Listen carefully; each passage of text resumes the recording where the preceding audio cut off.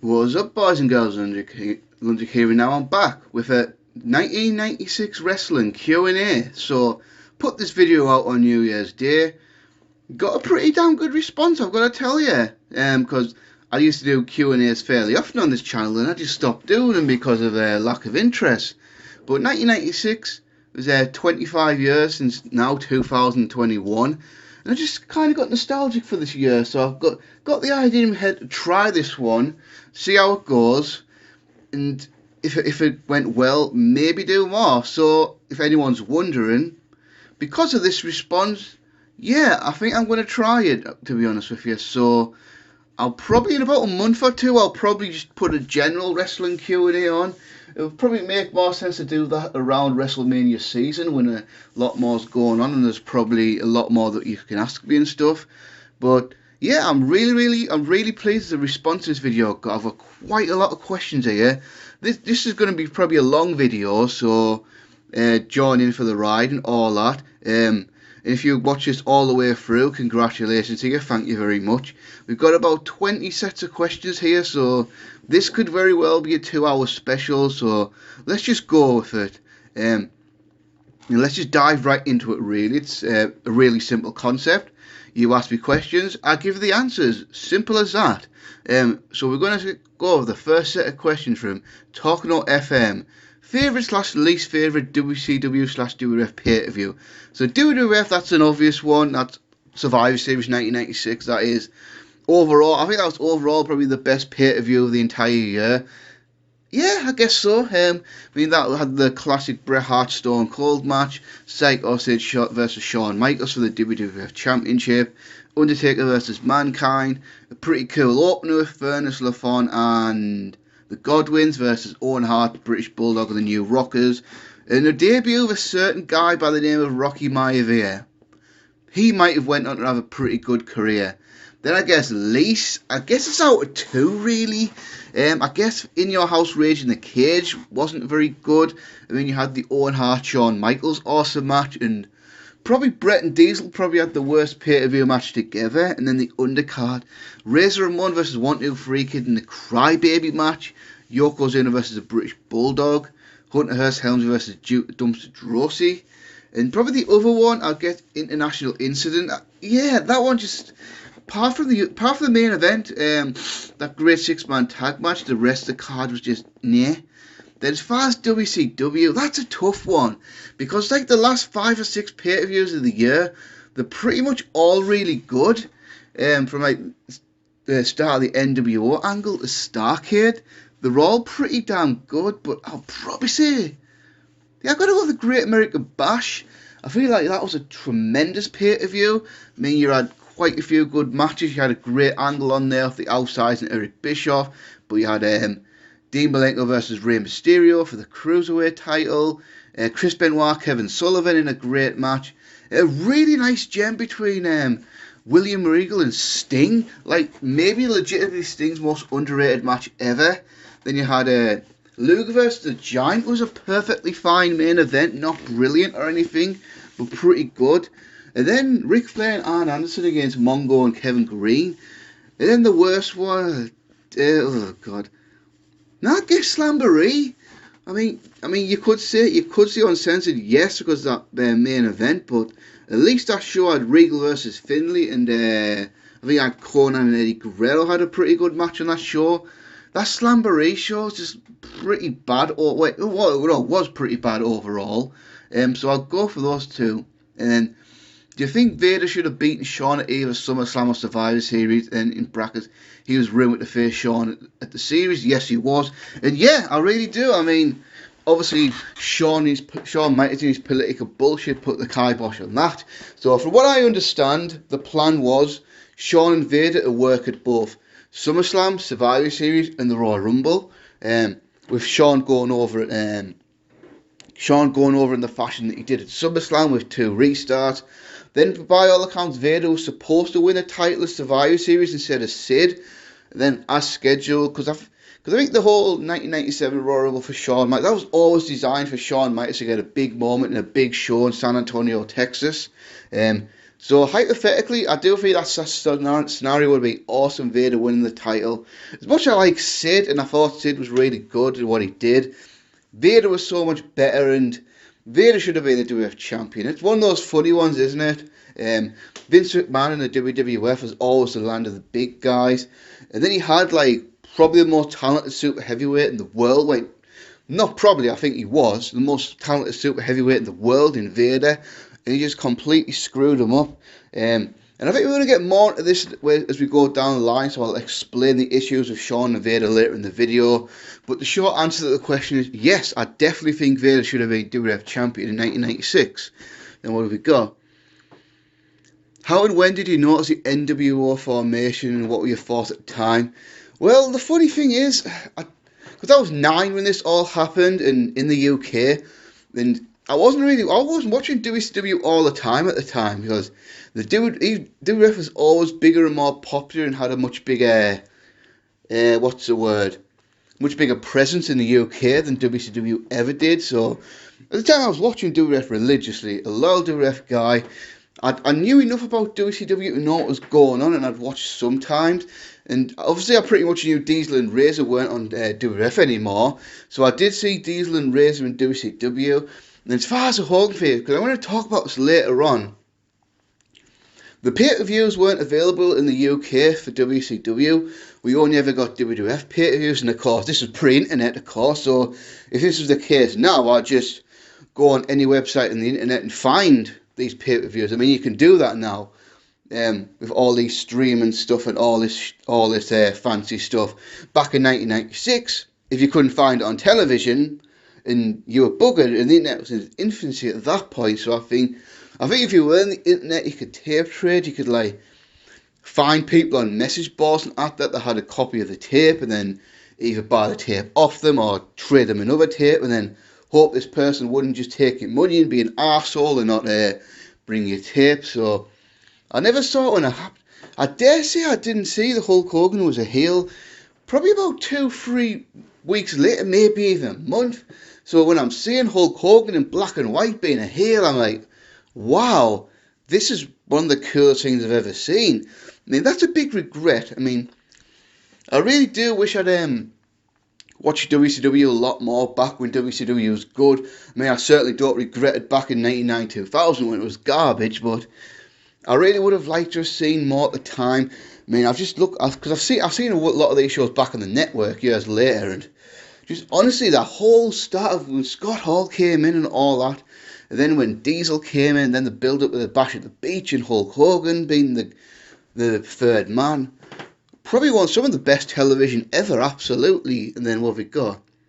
Favourite TV matches of the year. So got a few here. I mean, there's the one where on January Nitro where Savage beat Ric Flair beat Randy Savage Savage beat Flair, to win the WCW title back. Ric Flair, Eddie Guerrero on Nitro. It may have been the same night the Scott Hall debut, but I'm not 100% sure about that. It was the first ever 2-hour Nitro. That was one of Ric Flair's last really great matches in WCW. As far as accident, I think this happened in March, I believe. It was Fit Finlay, Steven Regal, brawl. They say it was a parking lot brawl, but the cars were in the arena, and they just had this wicked brawl. I mean, I always love watching Regal and Finlay's matches. Malenko versus Mysterio the night after Bash at the Beach, where Mysterio won the Cruiserweight title. That was an absolutely fantastic match.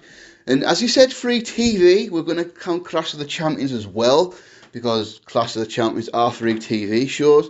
And Malenko and Mysterio had an awesome one in the August edition of Clash of the Champions as well. I mean, that's a really underrated gem, I think, that a lot of people haven't seen. Then, as far as the WWF side of things, there was a few nice Raw matches that year, but the standout one's got to be Steve Austin versus Mankind the night after Survivor Series. Just a kick-ass brawl. Nothing fancy, just two tough guys having a big fight on television. Cracking match, it really was. And we're going to talk about this more because this is going to come under the underrated gems and classics section. Shawn Michaels versus Marty Jannetty from August. I mean, Shawn Michaels, Marty Jannetty had a couple of excellent Raw matches in 1993. But here in 1996, and this is when Marty Jannetty was way down the card, when he was doing the new Rockers thing, and any thoughts of Marty Jannetty being a breakout star had long gone. But for some reason, they booked him and Shawn Michaels to have a match on Raw, and it was one of the most underrated Raw matches of all time. I mean, if you haven't seen this match, 100% check it out. It took place in August, but I can't remember, maybe even July, I'm not sure, but I can't remember the exact date.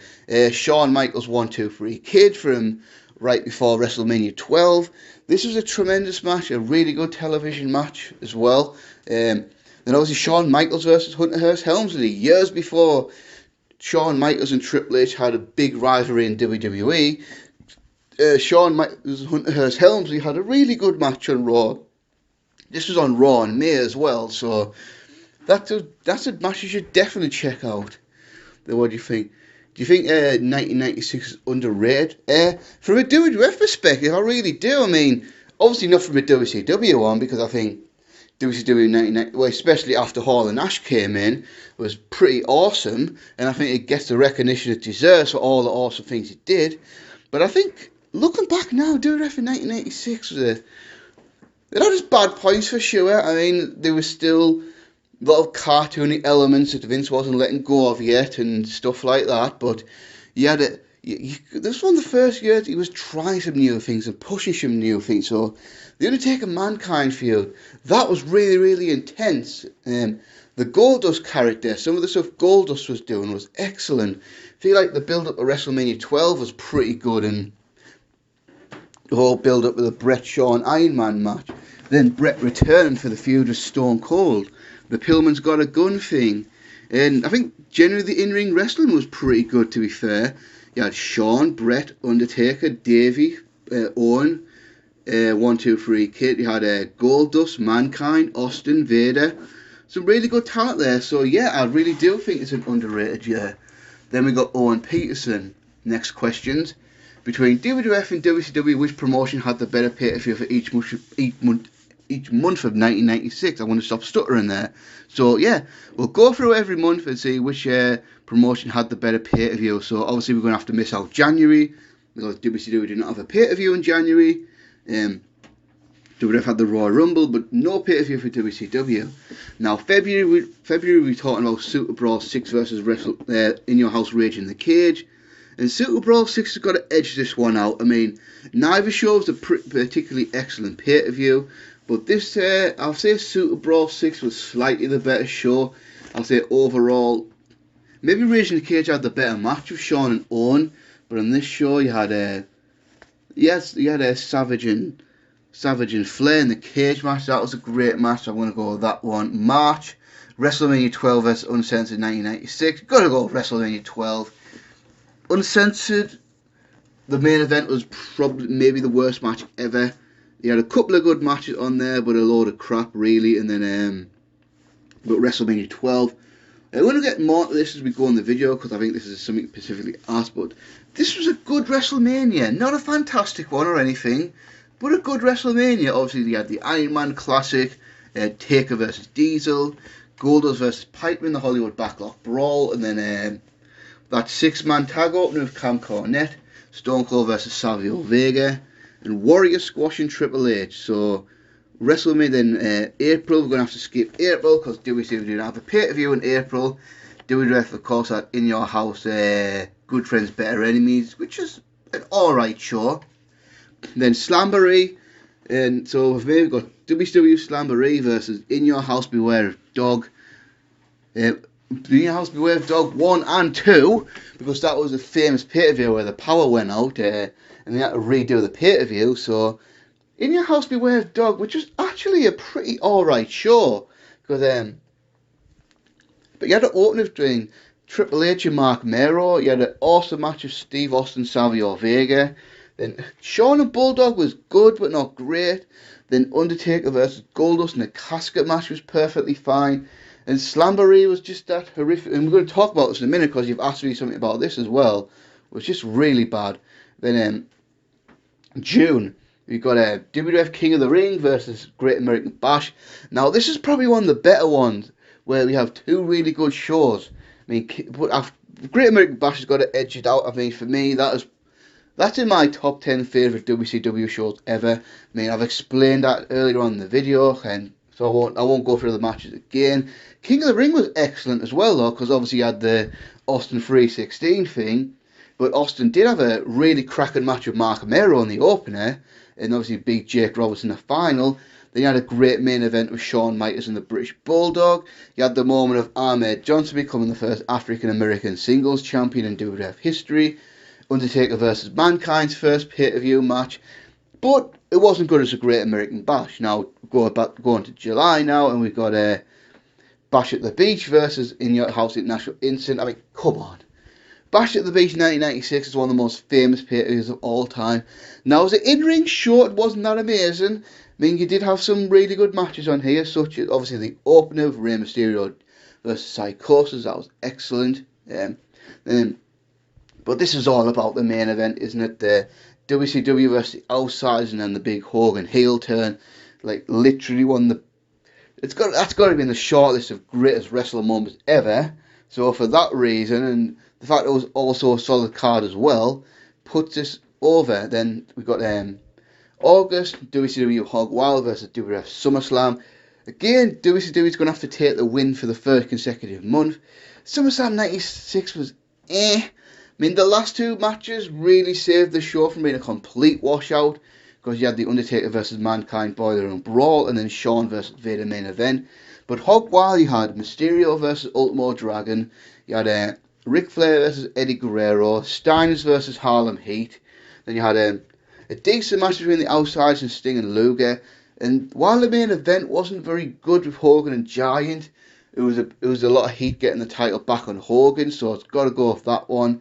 Then September, we're going with In Your House Mind Games versus Fall Brawl 1996. And Fall Brawl's going to take that one easily as well. I mean, Mind Games was a one-match show, really. Shawn Michaels versus Mankind in a classic. And then I guess the Undertaker Goldust match was solid as well. And yeah, but Fall Brawl was probably was up there with one of the best pay-per-views of the year. You had the WCW versus NWO War Games match. You had Benoit versus Jericho. You had DDP versus Chavo. Mysterio versus Super Calo. Conan and Juventud Guerrero have a great match in that show as well. So it's got to be that one. And then Halloween Havoc versus In Your House Buried Alive. I don't know. That's a close one, because Halloween Havoc wasn't really that good of a show. But obviously it was a much bigger and more successful show than Buried Alive. But I'm going to slightly lean towards Buried Alive, and I know that might sound daft, but you've got Undertaker Mankind, the first Austin versus Triple H pay-per-view match. You had Owen and Davey versus the Smoking Guns. So overall, I think Triple H and Mark Mero had a solid match in the show as well. So it was overall a solid show. And then we got November, Survivor Series versus World War 3. Now this is another good one, but it's got to be Survivor Series. I mean, I explained the matches earlier in the video, but that was a great one. And then the World War 3, you did have some great stuff like Mysterio versus Dragon, Malenko versus Psychosis. But overall, I've got to go Survivor Series, and the final one has got to be Starrcade versus In Your House's Time. Not even close. Starrcade, in its time, was a solid show. I thought it was a solid show, but Starrcade, obviously, you had the big Hogan Piper main event, which wasn't a good match from a wrestling standpoint, but as far as drawing money and all that, was really successful. Then you had a dream match between Mysterio and Juicy Thunder Liger on here. Did Chris Benoit and Jeff Jarrett have a match on this show? I believe they did. Then we had a tremendous opener with Malenko and Ultimo Dragon. So I've got to go with that one. Then we go. Where we are. Best match of The Undertaker versus Mankind Fury in 1996. Oh, that's a tough one. But I would probably go with the Buried Alive match. I mean, so you had King of the Ring, which was really good. Boiler Room Brawl, which kind of ironic now, talking about cinematic matches and all that. That was kind of an early precursor to a cinematic match. Then you had Buried Alive, and you had Survivor Series, but I've got to go Buried Alive. I mean, it was a really cool concept, which it on paper sounds absolutely ridiculous. What, you're going to bury someone alive on a pay-per-view? But it was for the Undertaker's character, and it wouldn't really work for anyone else apart from the Undertaker, and that's why we only had a handful of them in his career, maybe like 4 or 5. I mean, if you count, I mean, you got to count the Boneyard match as one of them as well, because it was kind of a buried alive, but not called a buried alive match. But yeah, I'll go for that one. I'll go for the buried alive match for that one. There we go. Thoughts on the angle involving the British Bulldog and Diana Hart Smith accusing Shawn Michaels of making moves in it. See, that's an interesting one, because in a nutshell, when that angle started, Davey Boy and Diana were on board with it. Then halfway through the angle, they got really uncomfortable about it and got pissy about it, and that's why he got dropped. So essentially, it was going to be a he said, she said type thing. Diana Smith was accusing Shawn Michaels of trying to sleep with her, and Shawn Michaels, the humble babyface, like, no, she came onto me. And basically what was going to happen, it was going to turn out to be a ruse. We were going to have doctored footage and all that, but the ruse was, there was a plan between Davey, Diana and Jim Cornette to get in Shawn Michaels' head, so Shawn Michaels wouldn't be in his game, and Davey's going to try and steal the WWF Championship. Now, there is a famous story behind this. This came on the internet a few years ago. So, this storyline, because obviously Davey Boy, Diana are real people, not actors, and they've got actual children that have to go to school, and they're on television. And I'm guessing all the students at the school know that these children are the British Bulldog's son, and they probably would get a stick about that. And obviously they were getting stick at school about the way where the mother was acting, and there was a phone call involved, and this phone call involved Jim Cornette and Stu Hart. So one day Cornette's sitting at TV, and then Davey and Owen pull out this red phone and say, Stu's on the phone. Now Davey and Owen have got this reputation as big ribbers, right? And then so he's thinking, and then Bruce Pritchard is also great at impressions, and he does a great Stu Hart impression. So Jim Cornette picks up the phone, and it goes a little something like this. Hey, Jim Cornette, Stu Hart, what this? You're making Diana look like a her. So Cornette's thinking, yeah, it's going to be Bruce. He's going to come out the other room. We're all going to have a big laugh. So he's like playing along with Stu. Hey, Stu, what's up? Yeah, making Diana look like a her. All these kids, it's a bit rough on the kids, you know. They got to go to school. And Diana's on TV looking like a her. And then, so Cornette, you know this is, don't you? Well, I thought this was all Vince's idea. He's like, no, it's that fucking Bruce Pritchard. Bruce Pritchard's a pervert. He goes to adult bookstores. He masturbates all the time. He looks at porn every day. All he talks about is sex, smut, dildos, whip chains, all that sort of stuff. And then she was like, I thought Bruce was a nice boy. I didn't know that about Bruce. I'll have to talk to Vince about that one. So then he hangs up. And then Bruce Pritchard comes out the room where the phone wasn't connected to. Then Connor's like, uh-oh, who was that? And then Owen's like, you were talking to Stu. You were talking to me dad. Then Connor was like, oh, fuck, Bruce? I think I just told Stu Hart you were a fucking pervert. So then after that, the angle got dropped. But for me, it could have been an interesting storyline. But like I say, obviously wrestling's a bit different because the actors, but the real people at the same time. So I think it was having an impact on the Smith family and Hart family's home life with the kids and all that, and it kind of got dropped abruptly. But I thought it could have been really interesting if they'd followed through with it and all that. And I thought overall it could have been a pretty good storyline. But God, I love that story about Stu Hart and Jim Cornette's phone call. And I hope my Stu Hart impression was pretty good. I hope it made someone laugh anyway. Would Shawn Michaels' WWF Championship reign have been more popular had there been no NWO? Yeah, I mean, I really do think so. I mean, if you look at the ratings, WCW didn't truly start pulling away until Hall and Nash came in. And that's the thing. But people got to understand, at the time, that was probably literally the hottest storyline in the history of pro wrestling. And even now, it's got to be at least top 3. For me personally, I like Austin McMahon a smidgen better than the NWO angle. But yeah, that's the thing, like with that NWO angle with Hall and Nash coming in, with Hogan turning, just a lot of WWF viewers were switching over to WCW, and that's just the way it was. And Shawn Michaels happened to be the unfortunate guy that was a WWF champion at the time. And you've got to think also, it wasn't just the NWO. There was another reason why WWF was struggling, because look at the start of the year, right? You'd say the top 5 WWF stars were Bret, Shawn, Undertaker, Diesel, Razor, right? You'd have to say that, yeah. So if you think about this, WCW takes 2 of them in Diesel and Razor, and then Bret Hart goes on hiatus after WrestleMania 12, so you're pretty much left with 2 top stars in the roster with Shawn Michaels and The Undertaker.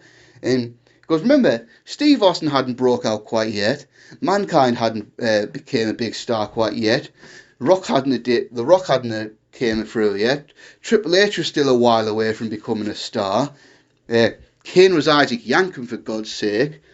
So that really left WWF light on star power. So combine that with the NWO, and I think that's definitely the reason. And oh god, how bad was the 1996 Slamboree Lethal Lottery / Bass Battle Bowl compared to the previous Lethal Lotteries and Battle Balls? I just didn't understand why. Why did they do this? I mean, in 1991 and 1992, and I believe they did in 1993 as well, they'd already done the concept a few times and it wasn't successful then. So why were they thinking, especially when, look at the roster they had in 1996. If it just had a pay-per-view with that roster, like a normal pay-per-view with the roster that they had at the time, would have been a really good show. But why? After the concept had not been successful 3 times, why did they bring it back for 1996 for? And a pay-per-view like Slamboree, the whole thing was just pointless. I mean, half the problem is they would just put the most random teams together, so a lot of the teams would have no chemistry. And I think on this one they did the partners on different sides. I think too many times. I think they did like 3 or 4 different occasions where tag teams were on the same side, and it's just like, if you do that, then people are going to know this thing's obviously rigged and not random. And then Diamond Dallas Page won it, so this was a mid-card win. At least in 1991, Sting won it, and then they had actually states, because that gives Sting a title shot at Super Brawl 2.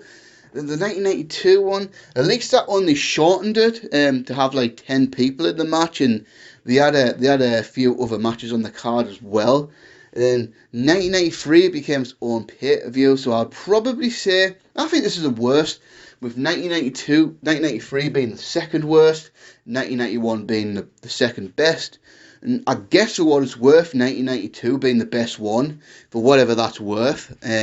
But yep, then thanks for the questions. Then we've got the worst wrestling fan, just one question, top 5 favourite matches any promotion from that time period. So this is going to sound really, really boring, but they're all going to be WWF matches. So actually, I take that back. One's going to be WCW. So number 5, Mysterio versus Psychosis from Bash at the Beach, that opener. Especially for the time, just absolutely tremendous match. Awesome stuff.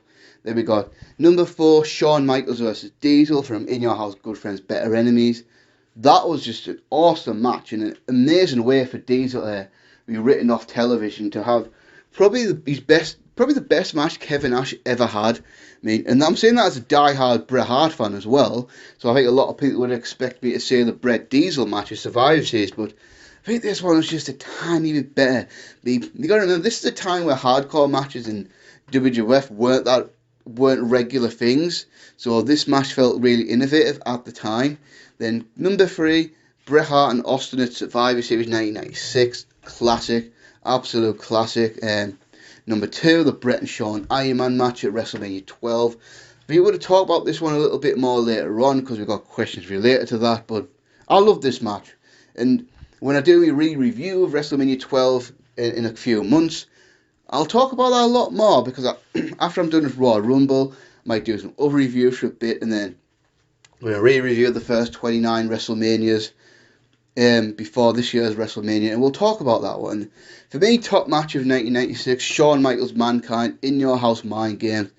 Just an absolutely amazing match, and I'm being asked specific thoughts about this match later on, so I'm going to hold back those thoughts for later on, but those are my top 5. Then we got Waluigi deserves his own game. If the curtain call incident happen? How different was going to be Stone Cold's 1996? Well, the obvious one, I mean, the most obvious and clear one is Austin was not going to win 1996 King of the Ring, because that whole thing was originally meant for Hunter Hearst Helmsley to win that.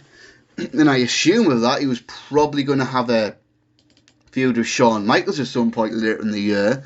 But then the curtain call happens. Steve Austin just happens to get the opportunity, so if that doesn't happen, Austin 316 doesn't happen. Now I think Austin was going to be a top guy anyway, because I think he was just that good. And at the time, WWF was desperate for a hit because they were getting beat by WCW. So I think at some point they were going to have to give Austin the opportunity. But I don't think he would have rose to the level that he did. I mean, he would have been a top guy, but would he have legitimately been arguably the biggest draw in the history of the company if it wasn't for this? Who knows? Probably. I would say probably not. But I do think he would have been a top guy. But obviously, in the short term, he would have not won the King of the Ring. That's simple. I mean, since HBK Mankind ended via DQ, why the WWF forgot to make an obvious rematch? Yeah, we're going to talk about this again later on, but I don't know when they could have. Well, I suppose he did do a rematch of it, but that rematch was like in August of 1997, and it had absolutely no connection to this match whatsoever. But yeah, you look at it. Buried Alive, that was set up for Undertaker and Mankind to blow off the feud. Survivor Series, that was for Sid winning the title. I guess you could have done it It's Time, because Shawn didn't wrestle on that show. He was a commentator in the main event. And you got to remember, at this time, Raw wasn't 3 hours. You didn't have 2 hours, so you didn't have 3 hours of television on Monday, and then 2 more hours of television on Friday. Raw was 1 hour at that time. Superstars was always pretty much B-level stuff at that time as well. So I just think the opportunity wasn't quite there to do it, but it would have been. I wish it would have happened. I would have loved to have seen it happen, but it's just a shame it didn't. Then I think a Taker HBK title match should have happened in 1996 in brackets. Since Taker was the only star not facing that year, it could have.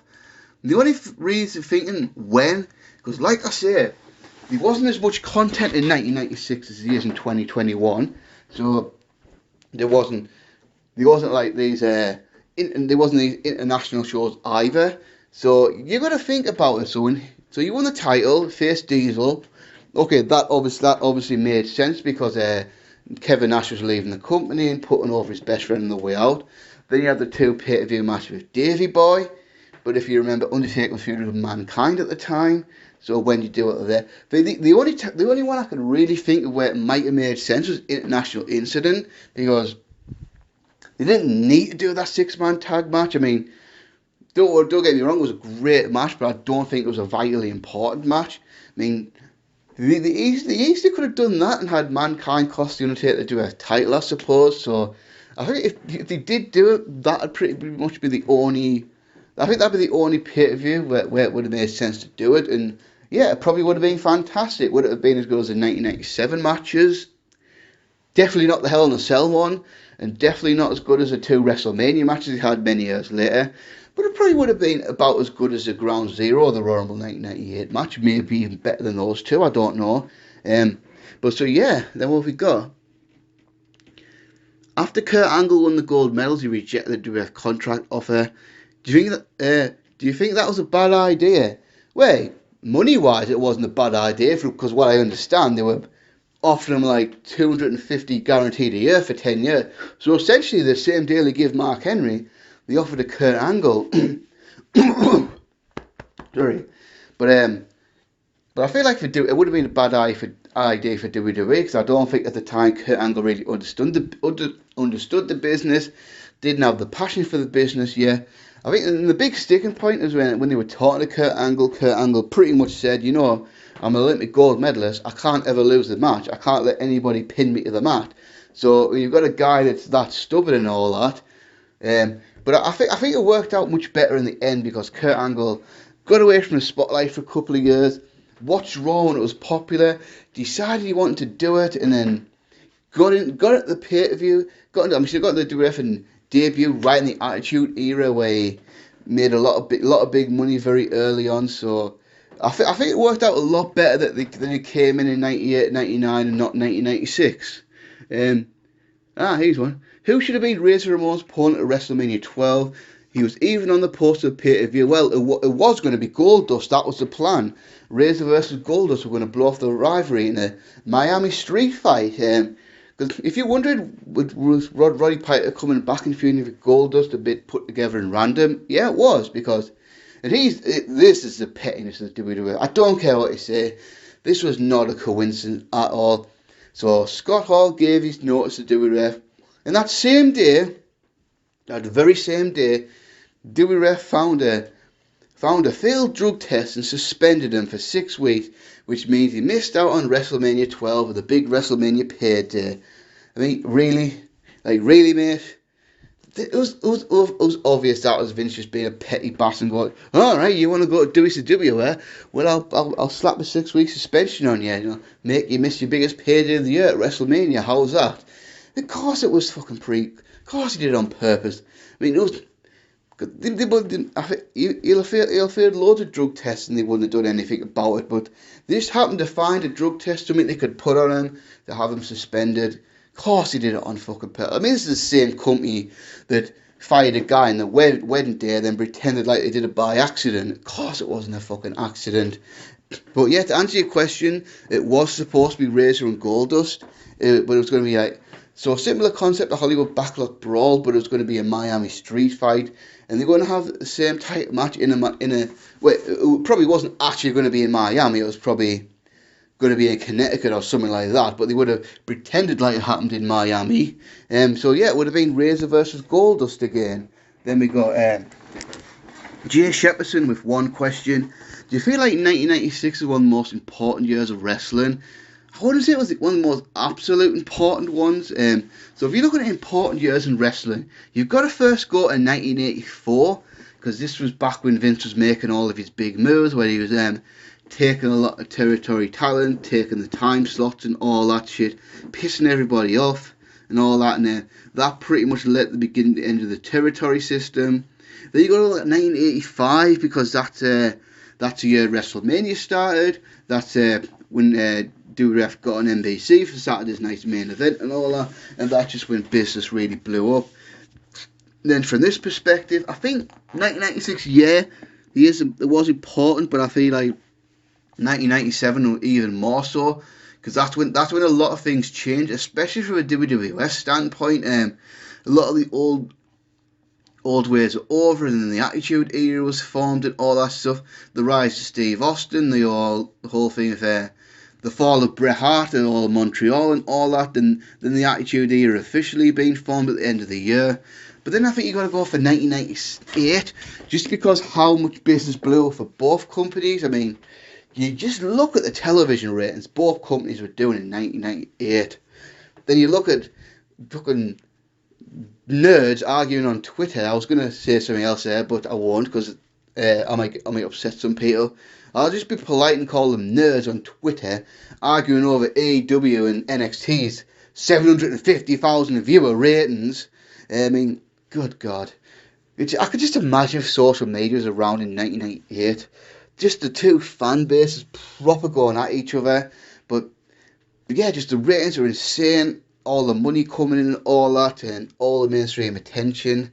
Then I'd say for better or worse, 2001 was probably maybe the next most important year, because obviously that was when WCW and ECW both died.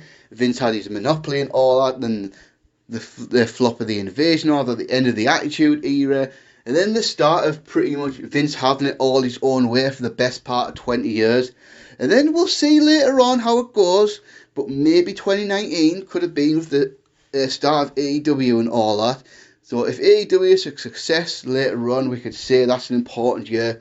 But I think that's something we can look back on in like 5 or 10 years' time and maybe make that assertion there. But I do think 1996 was an important year because of the whole rise of the NWO and all that, and then the first full year of the Monday Night War, and maybe the first acknowledgement by Vince that he needed to change a few things and all that, because he was doing stuff in 1996. And obviously, in 1997, he did a hell of a lot more. The stuff that he just didn't normally do before. So yeah, then we got Jimmy's review and archives. What was your reaction when Hulk Hogan revealed himself to be the third man and leader of the newly formed NWO? Like I said earlier, I didn't see it at the time because here in the UK we didn't get WCW pay-per-views, so it's not like I could have seen it happening as it happened because I didn't see any of the WCW pay-per-views until many years after the fact. As a matter of fact, when I reviewed them on my channel, chances are probably the vast majority of them I was watching that pay-per-view for the first time. I mean, I did back in the day before the network, and I don't know how many people are old enough to remember like torrent sites and all that, and uTorrent, that was the name of the app.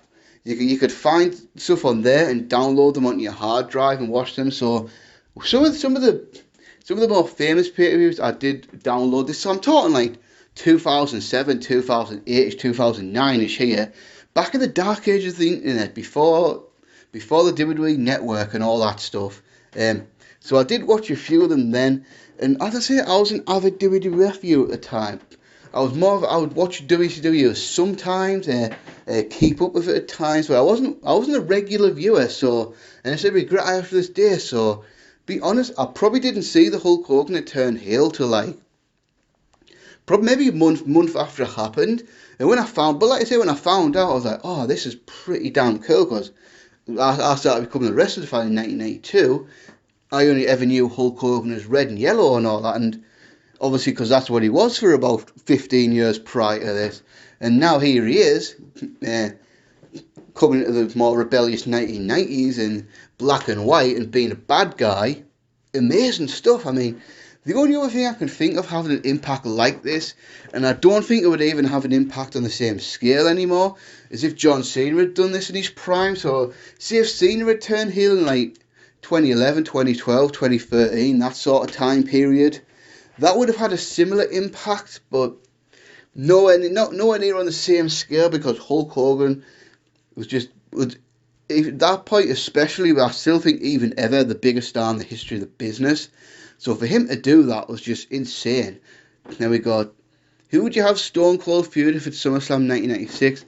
I'm surprised he wasn't on the main card, but the free-for-all, you're right, he was. He had that match of Yokozuna on the free-for-all, so that's one of the funny ones. Because this is another one I'm going to explain later on. Austin did not immediately become a star after King of the Ring like WWE and documentaries try to claim. It really took him until Brett came back to feud with him for Survivor Series that Austin started becoming a star. So I'm looking at this SummerSlam card, and the best one I can come up with is probably Sid, because on that card Sid wrestled the British Bulldog. I mean, that was a match that didn't really need to happen, because you look at the big stars, Shawn stuck with Vader, Taker stuck with Mankind, so you rule those two out. Ultimate Warrior was gone. I mean, if Ahmed Johnson was injured, if Ahmed wasn't injured, maybe you could have did Austin versus Ahmed Johnson for the Intercontinental title, but Ahmed was injured. So what you could then do is take Davey Boy out of that match, have him and Owen take the Body Donners out of the Fatal 4-Way match, put Owen and Davey in there, and I'd just have Owen and Davey win the tag team titles a month earlier, because they won the titles at Mind Games, so just do that. And that would leave Sid open for Austin. Now, would this be a great match? Probably not. But I think it would have been a decent feud between two decent level stars. And Sid and Austin could have had a nice solid match. Then we got fourth in the Iron Man match at WrestleMania 12. And does it hold up after all these years? For me it does. For me it holds up, but because obviously I watched this match at the time and I was a massive fan, but I just don't think you could do that style of match in 2021 and have it get over, because we've seen Okada and Omega have 1 hour matches with a much higher pace and all that. So I think if you try to do a match like Bret and Shawn had in 1996, I feel like a lot of modern fans would hate it, because let's be honest, as much as I love the match, and pretty much the first 20 minutes was all pretty much rest holds and headlocks and all that and transitions. It wasn't really until 20-25 minutes that the pace really picked up. And obviously after the 30-minute match, so it was a slow build to say the least. And I just feel like today's fan base, where they've been exposed to fucking everything, because we've seen it all now. We've seen all variations of Ranas and fucking drag the Spanish flies off the top rope and fucking super 3, 4, 60, 800, 900, 2000 degrees splashes and all that sort of stuff. And obviously do about 1,000 variations of suplexes where people just jump right back up and then run up and do a run and drop kick or something like that. So the style of match was just would not. I just think the style of match would not fly at the time. But for me, I think this has got to be the most divisive match in wrestling history, has it not? Because you see so many various opinions about this match. You got people like me who grew up on this match and love this match and have such fond memories of the match there to this very day. Then you have some people who are like, yeah, this is a great match, but not a favourite Iron Man match by any stretch of the imagination. I think maybe the Rock Triple H match was better to some people. Then you got other fans that are like, yeah, it was good, but it's not a match I'd really want to watch again. Then you got people like, yeah, this match is overrated as shit and boring and all that. This is just a really big ball. And if you feel that way, I totally understand. I really do understand. But for me, I was 9 years old. This felt like the first really huge match I'd ever really seen as a wrestling fan, because I got into wrestling in 1992. So this was, so the long gone were the days of Hogan's big WrestleMania matches. Those were gone now. I mean, I guess the two SummerSlam 1992 matches would qualify, but you look at 93, 94, 95, those were bad years in terms of business. And so none of the matches felt like mega matches. And then the two guys, that, along with The Undertaker, that had been there since I started watching wrestling, were Bret Hart and Shawn Michaels. And obviously at the time, the two top baby faces in the company. So this felt like a huge match to me growing up. Probably looking back now, I think there's been a lot more bigger matches that have happened since 1996. But I love this match. I watch it at least once a year when I'm re-watching old WrestleMania stuff. And granted, could they have had falls and it have been better? I would say probably, yeah. I mean, if it was up to me, this is what I would do if it was up to me. But obviously, it's not up to me. I would have had Shawn Michaels get the first fall in about 15 minutes.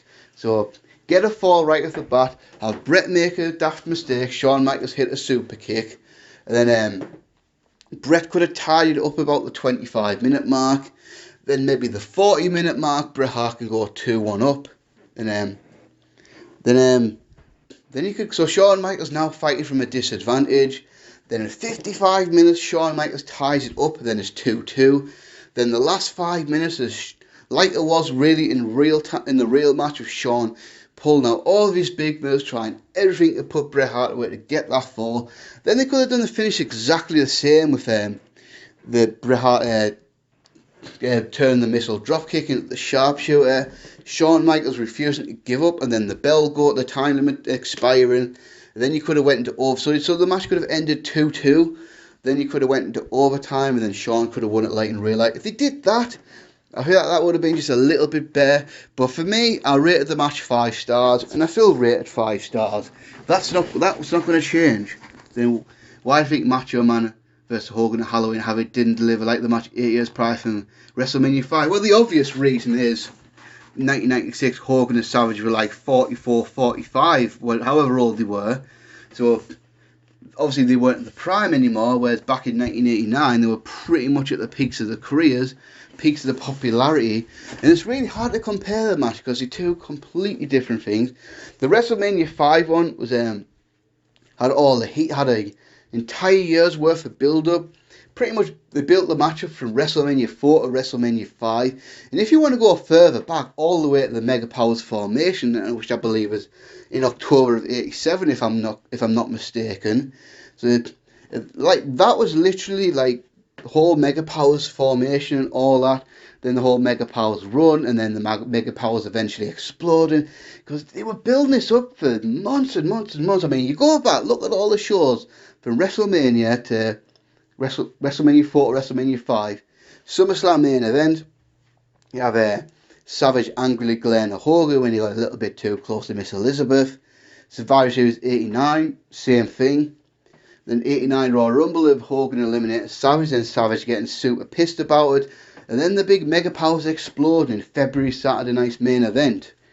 To be honest, I think, my personal opinion, I think that is, apart from Austin McMahon, that is probably the single best storyline in WWE history. I mean, I really do.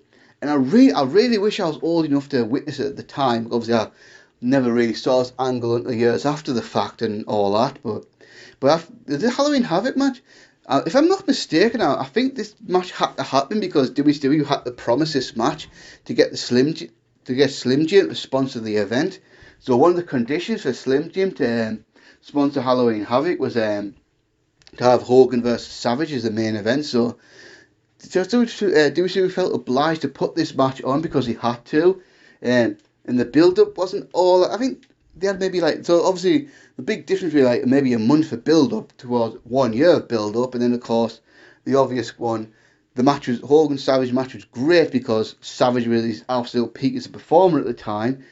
And then obviously 1996 comes around, both guys are older, slower and all that, and I think with the roles reversed as well, I think the match works so much better with Hogan as a big baby face and Savage as a hard working heel and all that. Not that the Halloween Havoc match was that terrible, because I don't think it was a terrible match by any means. I think saw much worse matches from Hogan in this era, but the WrestleMania match smoked it for pretty much those reasons. The years that have been passed, and the whole storyline behind us with the heat as well. There we go. Should HBK and Mankind have had matches aside from the Encounter and Mind Games that year? Like I say, in theory, yes, but where? I mean, obviously they did have one more match, but that was in August of 1997, so nearly enough a year later. Then, of course, after that, Shawn retired in 1998, and then by the time Shawn came back in 2002, Mick Foley was retired, and then Foley, obviously, from 2004 to I guess about 2006, wrestled matches every now and then, but at no point did it really make sense for Foley to wrestle Shawn there. Because let's look at it from a 1996 perspective. The pay-per-views after, the only one I could really think of is you could have maybe done it at its time. Because obviously Buried Alive, you had the Undertaker versus Mankind Buried Alive match, which had to happen. Survivor Series, of course, Shawn dropped the title to Sid. And Mankind wrestled Taker again. But the only one I could really think is In Your House this time. Because Shawn wasn't the WWF champion anymore. He was on commentary that night. So maybe if you had that match before the main event, with Shawn going over clean this time. Because look at it from a Raw perspective too. Raw was 1 hour in 1996. It wasn't 3 hours. Then you also didn't have SmackDown. Then you didn't have these international pay-per-views either back then. So, because it was obviously 1996, the content was nowhere near as big as it was in 2020. So when do you do it? That's a question I pose to other people when they say this match should have happened in 1996. Where do you do it? Basically, there we go. Nostalgia, classic nerdy nostalgia. One question, but it's quite a big one because obviously this was one of the biggest things to ever happen in that year. Then we got where we at. What do you think of Pillman's Got a Gun segment, and do you feel it was a precursor to Attitude Era? Wow, Pillman's Got a Gun. One of the most famous Raw segments of all time. Got to be up there with the most shocking as well. So if you haven't, people didn't. So just a little bit of background story. When was it? About September maybe. And this happened in addition to WWF Superstars as well, strangely enough. This didn't happen on Raw, it happened on Superstars. Stone Cold attacked Brian Pillman, put their chair on Brian Pillman's ankle, climbed the second rope, jumped on the chair, breaking Brian Pillman's ankle. And that's why that spot has forever been known as Pillmanizing to this very day. So this is obviously done because Brian Pillman had broke his ankle in that big car wreck right before he signed with WWF in March of 1996, maybe it was. Yeah, it will have been March, wouldn't it? Probably. So he broke his ankle really badly, but the problem was Pillman's ankle wasn't recovering like it was meant to. I mean, the damage is so bad. So what was going to have to happen, the surgeon was going to have to re-break the ankle and then do a complete reconstructive surgery on it. So to get Pillman off TV, that's what they did. They had Austin re-break Pillman's ankle on television, and then they were doing a thing with Pillman and Austin, and then interview Brian Pillman's house, and then Austin was in the WF studios and said, you know what, next week I'm going to go to Brian Pillman's house and beat him up. So the next week on Raw, so we were doing that. So the whole thing was some of the Raws in the arena, other segments from Brian Pillman's home, and was that his real house? I'm not sure. It probably was, but that was definitely his real wife there and all that, and he had a camera crew and everything. Then in one of the segments, because Austin was going through his threat, it seemed that Austin was in the area, he was on his way to Brian Pillman's house to beat him up at his own house. So Brian Pillman pulled out a gun and declared that if Austin came to his house, he was going to shoot him down. Wow. And the way they saw this as well was just unbelievable. Like, holy shit. As a kid at the time, this was not the squeaky clean WWF that I grew up on. Wrestling was going in a completely different direction now.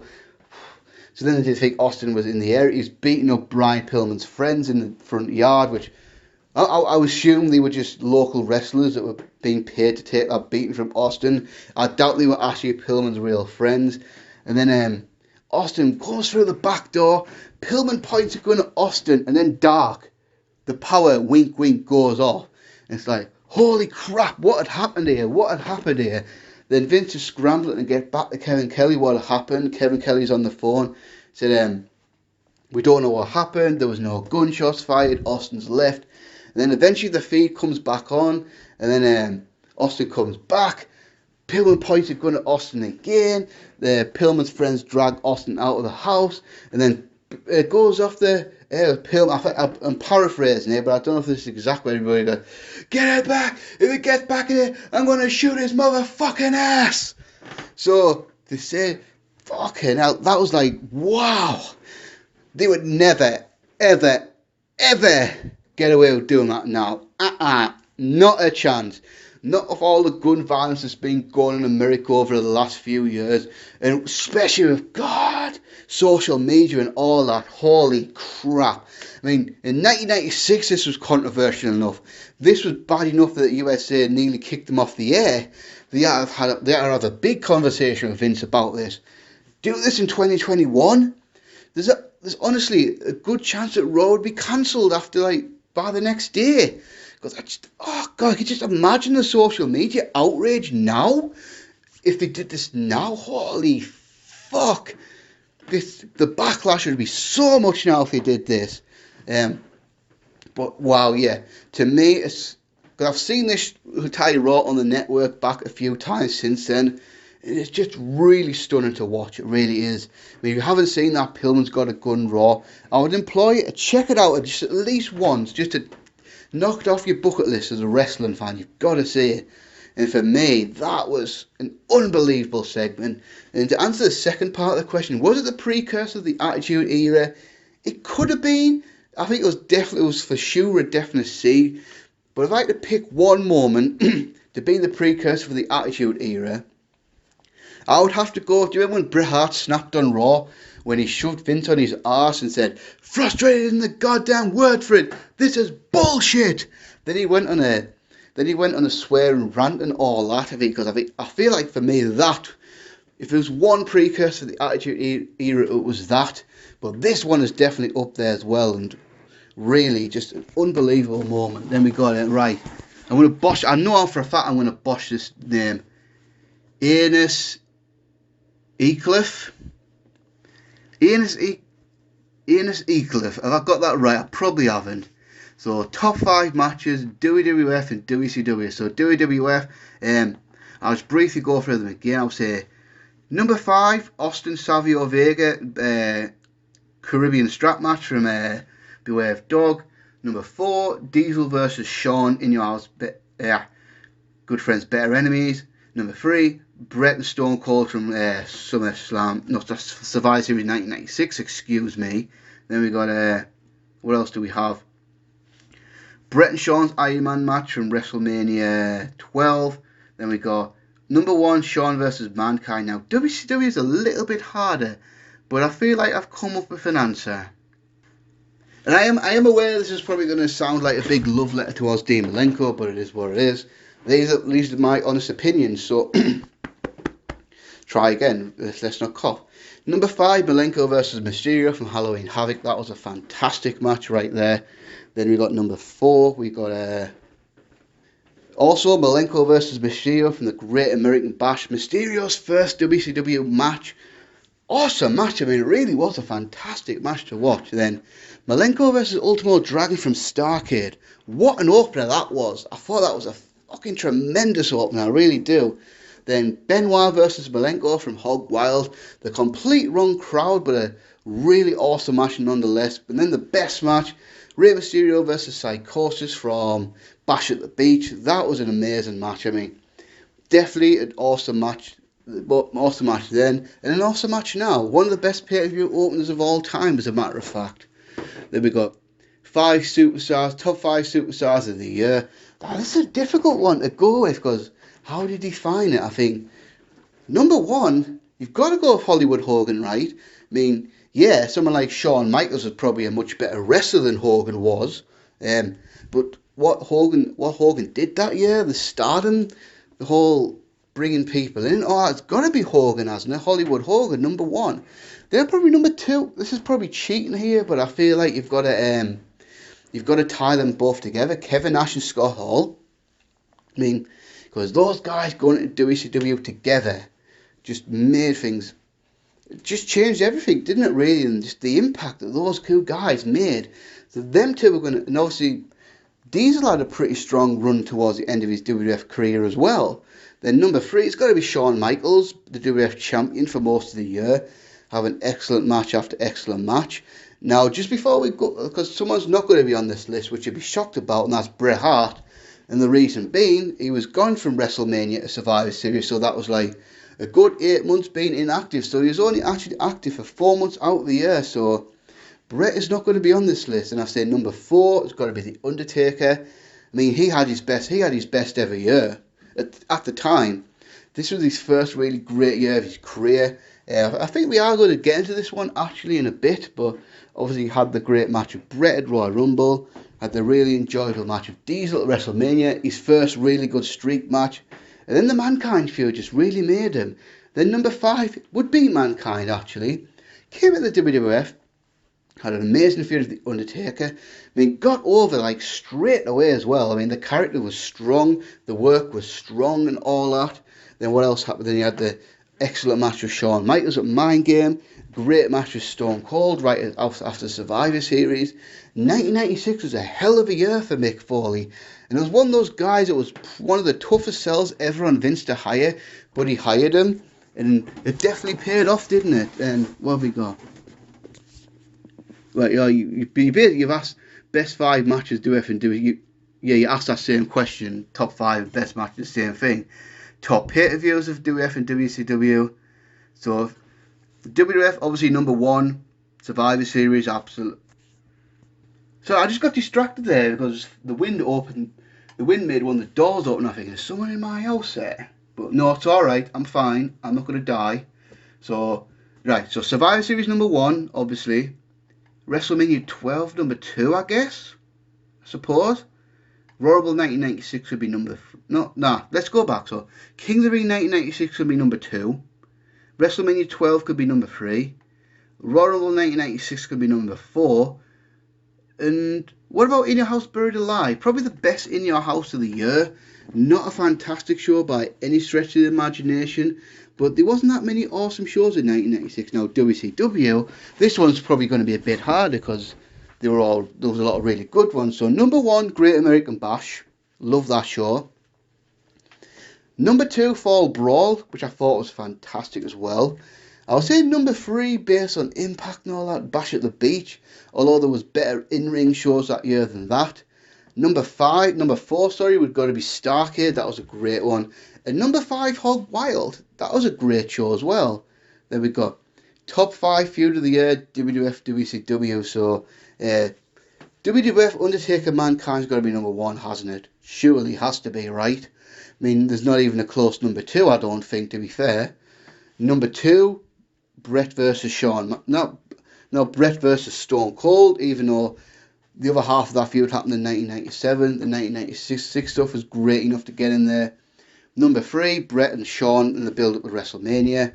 Number 4, Diesel versus The Undertaker. I thought that had a really good storyline going into WrestleMania that year. Then I guess number 5, Shawn and Davey, I suppose. That was actually a good feud, to be fair. Now, WCW, obvious answer's got to be WCW versus the NWO. I mean, that was a classic. I mean, we're going to go to little feuds that are kind of involved in that as well. So you got to go Hogan versus Piper. I mean, yeah, the wrestling wasn't good, but these were two iconic stars, and the people were buying what WCW were selling them, to be honest. You got to go Flair and Savage at the start of the year. I mean, from 1995 into 1996, that is one of the big highlights of the year. Savage and Flair's big rivalry over several months. Then we got then you got to go for Malenko versus Mysterio, just for the in-ring work and tremendous in-ring rivalry. And what could cause number 5? That is a good question. What could be number 5? Yeah, Benoit versus Sullivan, I suppose. I mean, obviously, you look back now you're like, ooh, Benoit Sullivan. It just makes you a bit cringe, doesn't it, knowing how things ended up in real life and all that. But yeah, it's got to be that one. Then we got Magnificent Matt. I fucking love that name, by the way. If you ever become a wrestler or whatever, that's got to be your in-ring name, Magnificent Matt. I'm pretty sure you asked me questions before, and I loved that name then, and I love it now. Just a brilliant username. There we go. For Survivor Series 1996, there's one question here. Do you think Survivor Series 1996? Do you think Hart versus Austin should have went on last instead of Michaels versus Sid? Seemed like Hart and Austin had the most buzz going around and also had the best build. Yeah, I think so. I mean, as much as I think Shawn versus Sid was a great title match and all that, and Sid winning the title was a cool moment, and certainly made the MSG crowd very happy, to the chagrin of Vince McMahon. I think you're right. Bret's big return to Madison Square Garden, where he'd had a few great moments before in his career, against Steve Austin, the biggest rising superstar. Yeah, I agree with you. I think that should have went on last. I mean, it's not a big deal that it didn't, and it certainly didn't hurt the show that much that it didn't either, but I would have preferred it to go on last anyway. Then we got a Lucha Review, one question, favourite match outside of WWF and WCW. Now, I'm going to plead guilty here. I've not really seen any of the Japanese matches from this era at all. So, apparently, Liger had an amazing match with Shinya Hashimoto, and they apparently also had a great one with the Great Muta that year, but I haven't seen either of them, nor have I seen any of the All Japan Classics from 1996 either, so I'm going to have to go to ECW here, and I have to pick one match out, because he said favourite match, you didn't say matches, so I have to pick one match from ECW. That'll be Sabu versus Too Cold Scorpio from CyberSlam 1996. A lot of Sabu matches are a complete mess, let's be honest with you. But I feel like this one was awesome. I feel like Too Cold Scorpio's a little bit underrated now as far as wrestling history, because he was doing a lot of high-flying stuff, but he was like 240 pounds, so you look at the size of him and some of the stuff he was doing, he wasn't 165 pounds like a lot of the guys who can do this amazing stuff are now. Some of the stuff he was doing back then was incredible, and this actually went to a 30-minute draw, and they just did so much insane shit at the time. I mean, it was perfect for the ECW arena crowd, and it is probably maybe Sabu's best match ever, in my opinion. But yeah, I'll definitely check that one if you haven't seen it. Then bring back the Skylanders. Was Shawn Michaels' title reign good or bad? That's a funny one, isn't it? Because if you look at the numbers in the business, that the numbers would suggest it was a bad reign, but I think there was a lot of other factors involved in that as well, not just the fact that Shawn Michaels was the WWF champion, because I just feel like, obviously, the NWO thing, and WCW just being the much cooler brand to wrestling to watch at the time, then WWF also being like on Star Power. I think we've got a question about the problems with Shawn Michaels' reign, so which I'll talk about in a second, but then you look at the good points, the matches, the feuds. So if you look at Shawn's in-ring work in 1996, absolutely excellent. One of the best years in the ring a wrestler's ever had in the company. This was Shawn Michaels' year to be the guy and have all these awesome matches, and he did that. when he won the title, no holds barred match with Diesel, Davey at the King of the Ring, Vader at SummerSlam. Although the booking was pretty much bollocks, the match was excellent.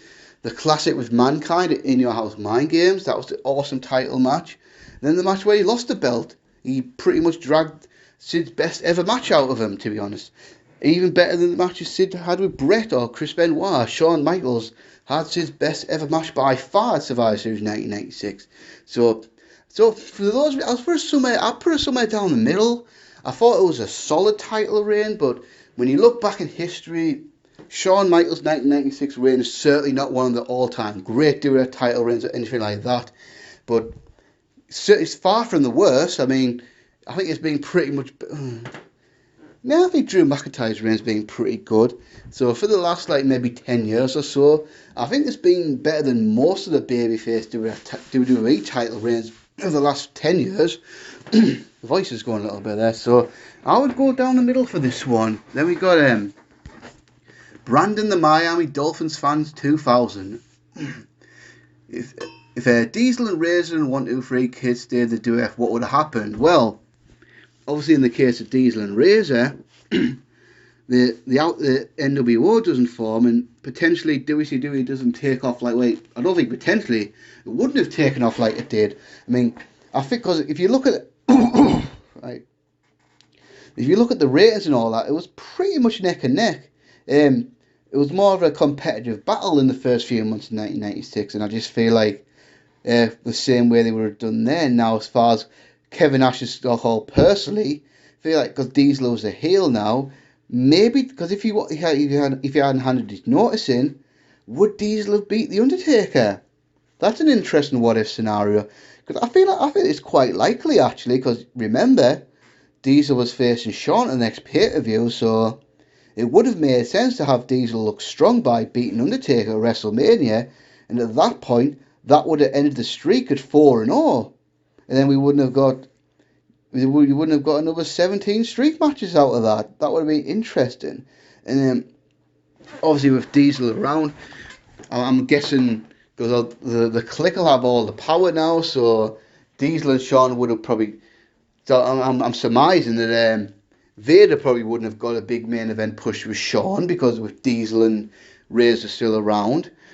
Sid probably wouldn't have came back to win the title. Diesel, I imagine Diesel probably gets a second WWF title reign. This time's a heel. Maybe Diesel faces Shawn again and survives. Maybe Diesel beats Shawn at SummerSlam or something like that. Because I know Shawn Michaels was a dick back then, but I think he would have done business with Diesel, obviously, because he was his best friend. And now Razor, that's an interesting one. Because I think what was Razor left to do? Because I think Razor had kind of hit the brick wall in the WWF. He was a great Intercontinental champion and all that, but it just seemed like he was always passed over for a bigger push. Whether that's 93 or Luger, in 1994 Vince decided to go with Diesel instead of Razor as the top guy, and he pretty much meandered in that role as the Intercontinental champion. Facing an up-and-coming guy to see if they've got it. So could Razor have broken away from that role and potentially have gone after the WWF title? I'd say probably not, because I feel if Razor, I feel like he's kind of pigeonholed as the Intercontinental title guy, and it just never happened for him. One thing I would have fucking loved to have seen was Razor versus Shawn, a third ladder match, this time for the WWF Championship. If he did that, it's Survivor Series, that would have been amazing to me. So it's a very interesting what if scenario, isn't it? Then of course, if them two don't go, I feel like Bret Hart doesn't get anywhere near the deal that WCW offered him in later that year, and then that probably leads to a fairly straightforward contract extension with Vince. So he doesn't lock Bret into a 20-year contract, and then a year later decides he can't afford it. So Montreal doesn't happen, because back in those days Vince just didn't offer guarantees. Opportunities, pal. I'll give you an opportunity, god damn it. But basically, the contracts were for 10 days a month with $150 a shot. And Vince basically, you got paid off your bonuses, you got paid off your pay-per-views, your house show revenue, and all that sort of merchandise stuff. Whereas in WCW, just say for example, WCW contract of right for $450,000 a year. That is your salary. You'll make that amount of money no matter what, no matter if you're hurt, no matter if business is down, whatever. But whereas in WWE, you could make that kind of money, but it was never guaranteed. So when Kevin Nash and Scott Hall left for those reasons, that forced Vince into introducing downside guarantees, which weren't exactly like what WCW's contracts were. But say for example, your downside guarantees $200,000 a year. That is the absolute bare minimum of what you would make. But you can potentially make a lot more, which I think most people do. And I'm not sure if it's like that now. I think they might be on the concrete salaries now. I'm not sure, but for many years that's how WWF contracts have worked. So it was really incentive based. But until that point, Vince offered no guarantees whatsoever. So at least with Hall and Nash leaving, that forced Vince into making some guaranteed money at least. And yeah, just how different would the business be if they didn't go at that time? Then British Bulldog had won the WWF Championship for Shawn Michaels at the 1996 King of the Ring. Do you think he would have had another title match with Bret for the title, or even with Owen Hart? No, I'd say probably not, because he won at the King of the Ring, and Bret came back in October. I really doubt if Bulldog and still be the champion by then. I think the Bulldog was going to win the title. It would have been for a short period of time, a 2 or 3 month title reign, where he would have dropped it back to Shawn Michaels. So I think by the time Bret was back in the picture, Davey's title reign would have been over. And then as far as Owen, that wouldn't really make sense because there's 2 heels, 2 members of Camp Cornette, and it's not like Owen Hart was really doing big things at the time. I think Owen Hart's main event run was pretty much over after 94, and the last big thing he did was put over Shawn in Your House Rage in the Cage. Then after that, his run in the main event was pretty much over. So I don't really see Owen and Davey. The only reason it would work is if Owen got jealous of Davey and then turned babyface on Cam Cornette. Did Owen Hart as a babyface versus British Bulldog as a heel. That could have worked, but I don't really think that would have happened, to be honest with you. Then what have we got? If Hulk Hogan didn't turn heel, how different would his wrestling career would have been? Oh, massively different. I feel like turning heel added years onto his career and pretty much gave him a second epic run, really, if you think about it. I mean, he had obviously the legendary run in the 80s as Hulkamania and all that. You know, the amazing run as Hollywood Hogan as a heel in the 1990s. But you got to look at where he was at the time. The last time he was seen before the heel turn was that horrific match at Uncensored 1996, the fucking stupid alliance that ended Hulkamania 8-on-2 fucking cage match, which is probably the worst pay-per-view match I think I've ever seen in my life. So yeah, I feel like WCW would have got rid of him after his contract, because like, what more can you do Hulk Hogan like this? I mean, the whole Dungeon of Doom crap and all that was just so outdated. And now 1996, because 90s was more of a rebellious time, and it was kind of cool to be bad now, instead of the whole classic babyface was definitely dying on his ass, wasn't it, by this point? So what more could he have done, really? Not a lot, is he, to be honest? It's a tough one. Would he have even come back to WCW if he hadn't turned heel and joined the NWO? I mean, he probably would, I suppose, because he's Hulk Hogan and all that, but yeah, I think his career was definitely on the downturn at the time, wasn't it? I just don't see what he would have done in WCW. It's hard to really tell, isn't it? Yeah, there's not much for him to do. I mean, could Savage have turned heel and had Hogan versus Savage again? Maybe. I guess maybe Hogan versus Lex Luger would have been a big match at Starrcade or whatever, but that's about it. Then if Psycho Sid didn't win the championship, what would have his career be different? Well, he wouldn't have been the WWF champion, for one. And about the main thing, if he didn't win the WWF champion then, Then when all that shit went down in 1997, and they needed someone to be WWF champion for go to WrestleMania 13, they wouldn't have put it back on him. So say hypothetically Vader had been the one to beat Shawn and then do the whole thing at Royal Rumble. Then Shawn loses his smile in 1997. They probably just would have put the belt back on Vader and then done Vader Undertaker for WrestleMania. So he would never be the WWF champion, and then he wouldn't have main evented WrestleMania for the Undertaker at WrestleMania 13, and then probably would have done all right. Probably would have stayed around the upper mid card, and all that, wrestling people like Davey and all that, but definitely nothing significant. Probably would have just been on WrestleMania 13 for the hell of it. Maybe someone like Mankind or Farouk or something like that or whatever. Then we got if Ron Simmons, aka Farouk, if Ron Simmons, aka Farouk, would have stayed his gladiator gimmick, how different would his career have been? Farouk Assad. So you got Ron Simmons, world class athlete, one of the best college pro ball players of all time, the first African American world champion in mainstream wrestling. You bring him in, he's got all his credentials. Yeah, I know what we'll do. We'll put him in a blue suit, put a fucking helmet on him, make him into a black gladiator, Farouk Assad.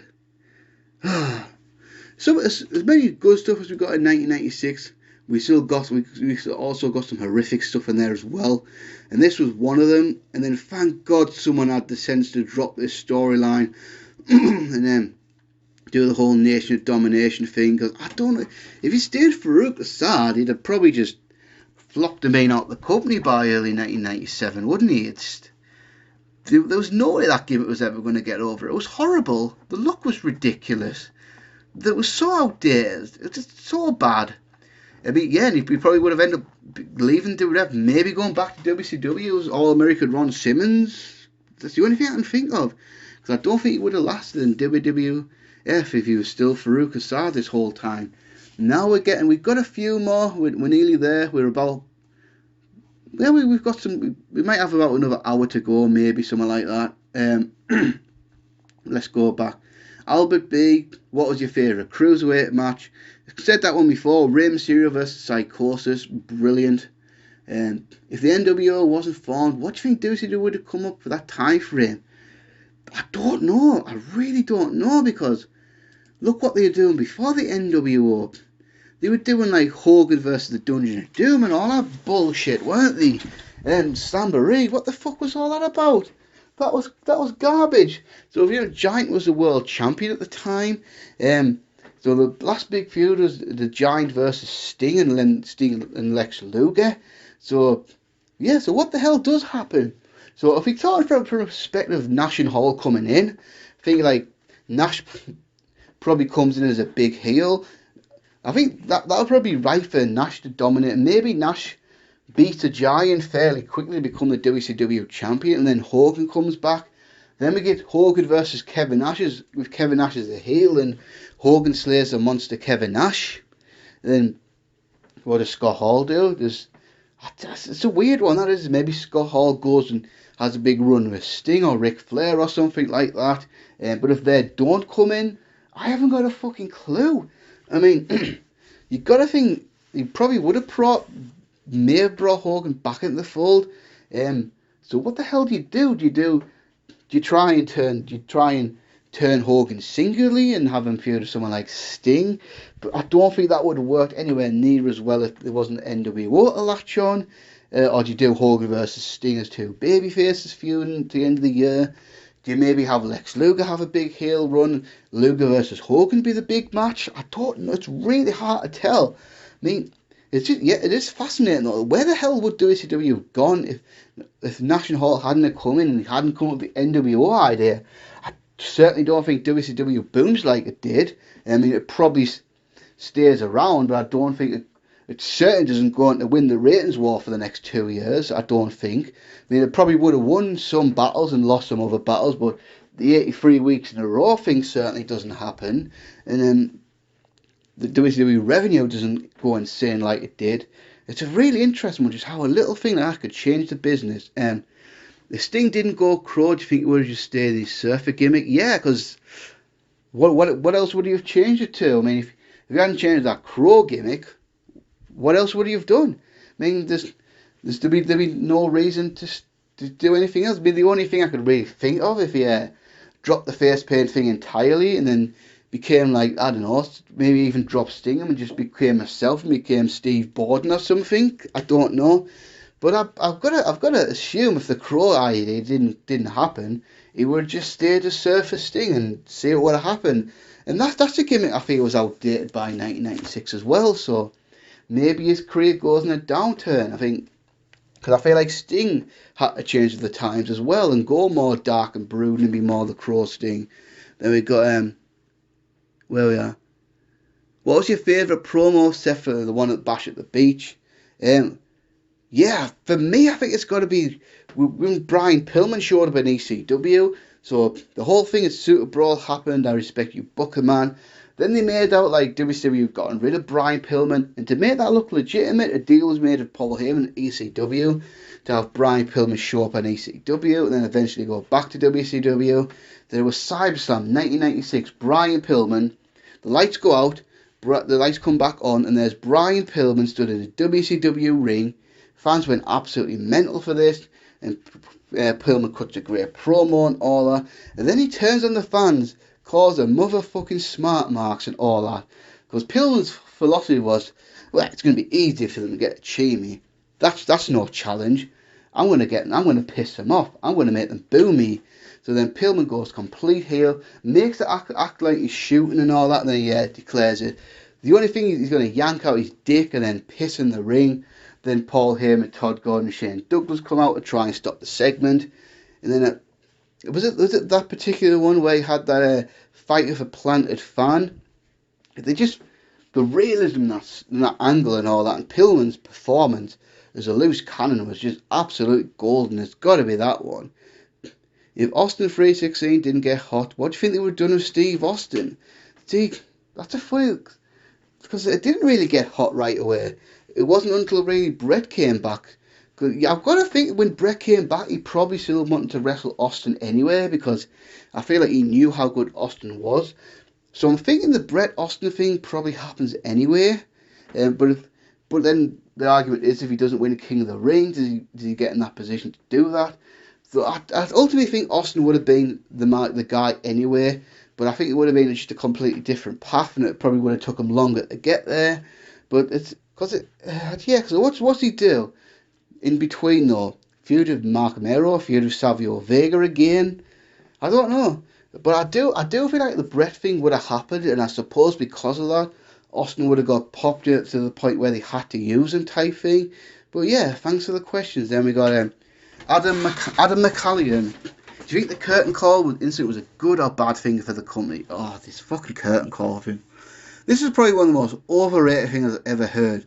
So all it was the Click on the last night in the company, saying goodbye to each other, posing in the ring and all that. And then you hear years later, people like Jim Cornette and, God damn, they took a shit on the business, they broke kayfabe, motherfuckers, they pissed all over Vince's house. This is bullshit, these disrespectful little punks. It's like, it was 1996, man. I mean, honestly, it's like, by 1996, everyone knew wrestling wasn't real. I mean, get a fucking grip, man. They didn't kill the business or anything like that. It was just a thing for a house show. And then this kind of blew into this massive thing. It's like, so it didn't, to be honest, it didn't really hurt the business either way. I mean, by 1996, everyone knew it wasn't real anyway. And it was just a moment that those Click guys had come, because they were best friends on the road and all that.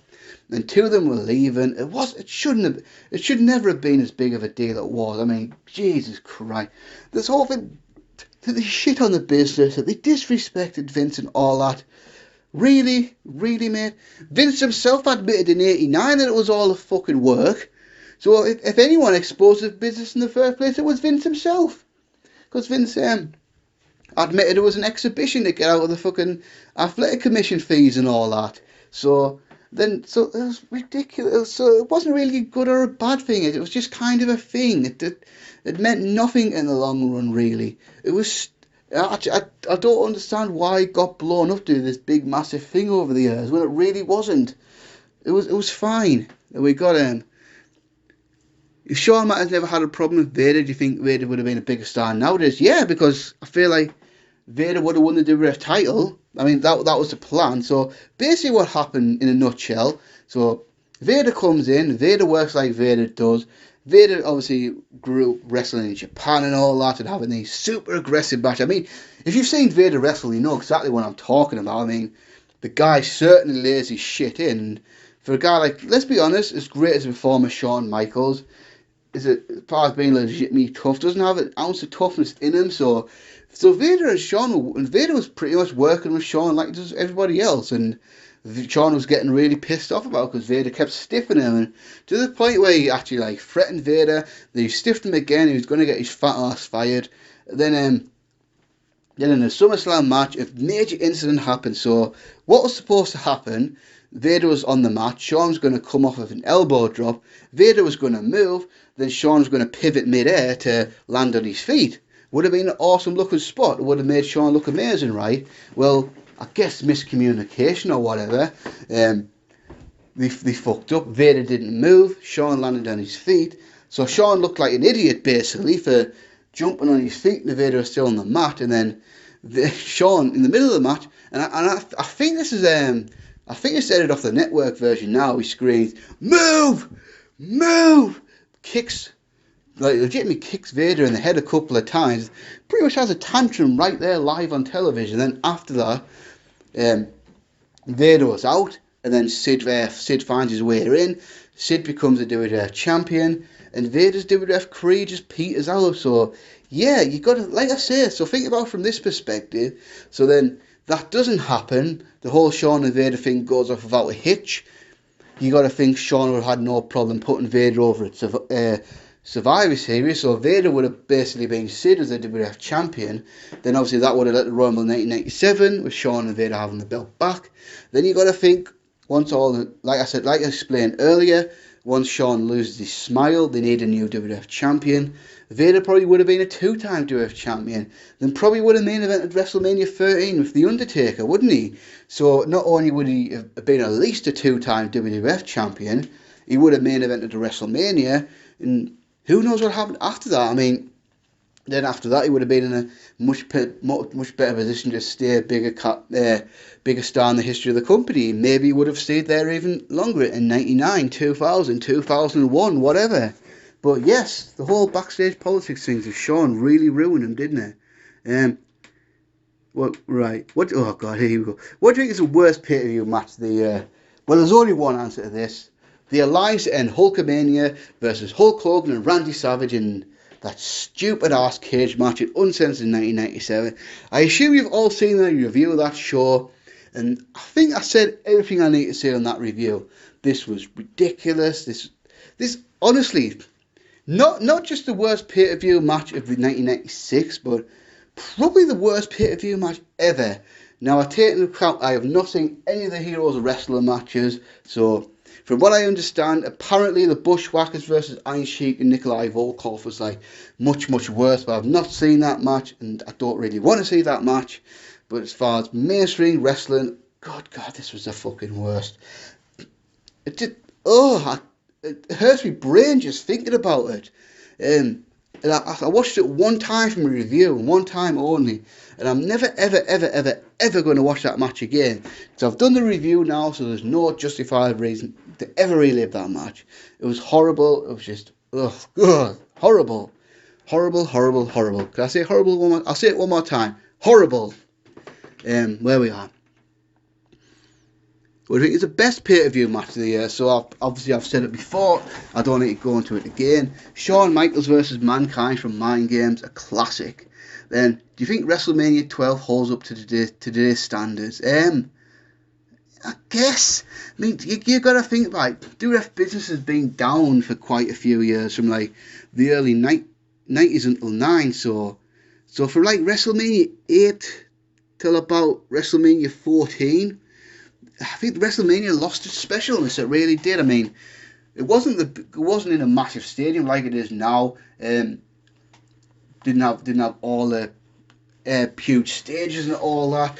I mean, the card was Vader, British Bulldog and Owen Hart versus Yokozuna, Jake Robertson, Ahmed Johnson. Good match. Nothing amazing, but a good match. Piper versus Goldust, Hollywood Backlog Brawl. Okay, that was pretty cool and really cool concept for the time. Then Austin versus Savio Vega. That was a good match, but this is when Austin was still with Ted DiBiase, so this was a long ways away from Stone Cold Steve Austin blowing up. They returned the Ultimate Warrior versus Hunter Hearst Helmsley. Diesel versus The Undertaker, and Brett versus Shawn for the WWF title. So I think this is a good WrestleMania. I don't think it's a great WrestleMania. So I say probably by today's standards, it probably doesn't hold up as an awesome show. I think like probably a WrestleMania in the middle. So maybe like a top 18, 20, 22 WrestleMania, something like that. So maybe from the top 18 till maybe the top 20, 21, 22. Those sort of levels of WrestleMania. But yeah, it probably doesn't, to be honest with you. Then we got Johan Lebert. I probably said that wrong, but whatever. Best match of the year, as I've said again, Shawn Michaels versus Mankind. Superstar of the year, that's a hard one because it's got to be Hogan, right, hasn't it? It's got to be Hollywood Hogan, right? Surely.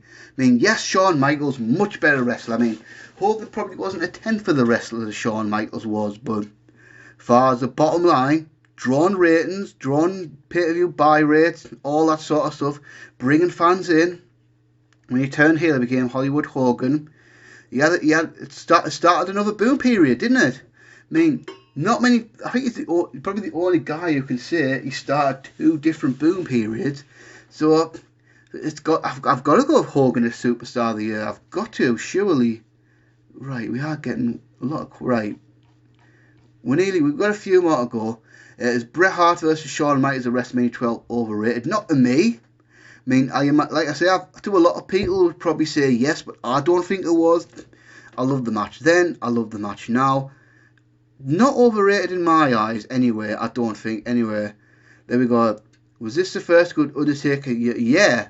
Wait, from in-ring performances, yes, absolutely. I mean, all these other years, I mean, yeah, he was over like fuck. I mean, you could, from a kayfabe standpoint, you could say in 1991, feuding with the Ultimate Warrior, and then getting a big feud with Hogan and becoming WWF champion for like 5 or 6 days or however long it was. But yeah, 1996, of course, started the year off in a great way, having his first great pay-per-view match with Bret Hart at Royal Rumble. Then, like I say, having a really enjoyable match with Diesel at WrestleMania, the first really good match of the streak, because look at what the streak matches were prior to this. Jimmy Snuka, WrestleMania 7, pretty much a decent squash match. Jake Undertaker, WrestleMania 8, that was what it was. And then Giant Gonzalez at WrestleMania 9, do I need to elaborate? No, I don't. King Kong Bundy at WrestleMania 11, do I also need to elaborate? No, not really. Then after that, the whole Mankind feud, having, to this day, one of his best feuds of his career. I think he's had better feuds since then, but a great feud nonetheless. And then in between that, had a few good matches with Goldust on pay-per-view. Beware of Dog, International Incident, and Mind Games. None of these were outstanding matches or anything, but they were good matches nonetheless. Then last one, is this the end of the new generation? I think the official end was probably WrestleMania 13 with Bret and Stone Cold. But I feel like this is a time where the new generation was ending. We were getting little snips of the Attitude Era. Then obviously 1997 comes around. I think 1997 was when the real build for the Attitude Era started. So I feel like at the very least this was the beginning of the end of the new generation. But I feel like it officially ended around WrestleMania 13. But that's just me. I mean, a lot of people could have a different opinion on that one, but I see the new generation as starting when Bret won the WWF Championship and Ric Flair, and then Shawn wins the Intercontinental title like a couple of weeks later. Then it officially blows off at WrestleMania 13 with Bret and Austin. There you go, Prince of Strong Style 9v2. Pretty sure I know the answer, but I'll ask this for the uneducated. Which elevated Austin as top guy among WWF in 1996? King of the Ring / Austin 316 promo or the feud with Brett? Please elaborate. Wait, yeah, it's easy, the Brett one. Like I say, I've explained this before. Austin 316 happened. Austin did not immediately become a star. I mean, look what happened after that. International Incident, the next pay-per-view. Mid-card match with Mark Amaro, which was fine, but it was what it was, a mid-card match. Then the next big show, SummerSlam, not that big show. It wasn't even on the card, a match with Yokozuna. And then obviously Bret comes back. Austin gets the opportunity to work with a main event level guy like Bret Hart, of course. So obviously ups his game, but obviously his profile is so much bigger. Now he's in there with Bret. And then they have the Survivor Series match, which was really Austin's first big test, which he passed with flying colours. He had a classic with Bret that night, and that of course allowed Austin to raise his popularity. He won the 1997 King of the Ring, had the WrestleMania 13 match with Bret again. So yeah, obviously that was a star-making feuding with Bret. And then of course what Austin did later on was just beyond comprehension, really, when you looked at later in the future and all that. But would that have happened if he hadn't feuded with Bret? Who knows? Would you consider the WCW Cruiserweight from that time on par with the 80s WF Tag Team Division? The level of talent and the consistent quality of pay-per-view matches was amazing that year. No doubt those guys were the backbone of the company in terms of the ring. I mean, God, yeah. And you got to remember, this is at a time where cruiserweights were like totally different, everything on the card. Like I think nowadays having a cruiserweight division is a bit redundant, because pretty much since then guys that were considered cruiserweights have been world champions. So CM Punk, Daniel Bryan, Seth Rollins, AJ Styles. So the cruiserweight guys are the guys under 205. They don't really work any different to say like guys in the main event that WWE do now. So like people like Bryan and AJ and Rollins and all that, and Aleister Black and all people like that, they pretty much work the same style. So the cruiserweight division is like no longer unique. You got to look at it back then. So guys the size of the likes of Malenkos and the Guerreros, they weren't getting their opportunities back then. I mean, so like Guerrero and Malenko would have a completely different style of a match, to say Flair versus Savage or Sting versus Luger or whatever. So yeah, just looking at so to have them all in their own division where they could fight each other and not get overshadowed by the heavyweights was a great idea. So just look at the level of talent that were in this company, in this division in 1996. Dean Malenko, Rey Mysterio Jr., Eddie Guerrero, Psychosis, Chris Jericho, Ultimo Dragon, I think Billy Kidman was around, but he didn't really break until later on. Then guys that were coming for shots like Super Calo and Chavo Guerrero Jr. started around this time as well. I think Alex Wright was in and out of the cruiserweight division as well. Just unbelievable. And sometimes when you bring people like Liger in on occasion and stuff like that as well. Oh, just unbelievable talent. I mean, look back when WWF tried to do the light heavyweight division in the following year, 1997. The talent they had was nowhere near the level of WCW. So, yeah, I would definitely consider it. Yeah, you definitely compare it to the 80s tag team division. Hell, you could compare it to the NXT women's division of now. I mean, I get a similar vibe to them than I get from the cruiserweights now. I really do. Then what have we got?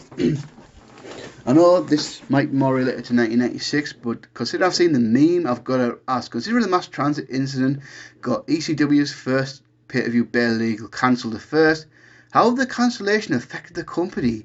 I just feel like they wouldn't have grew. So yeah, so obviously ECW's pay-per-view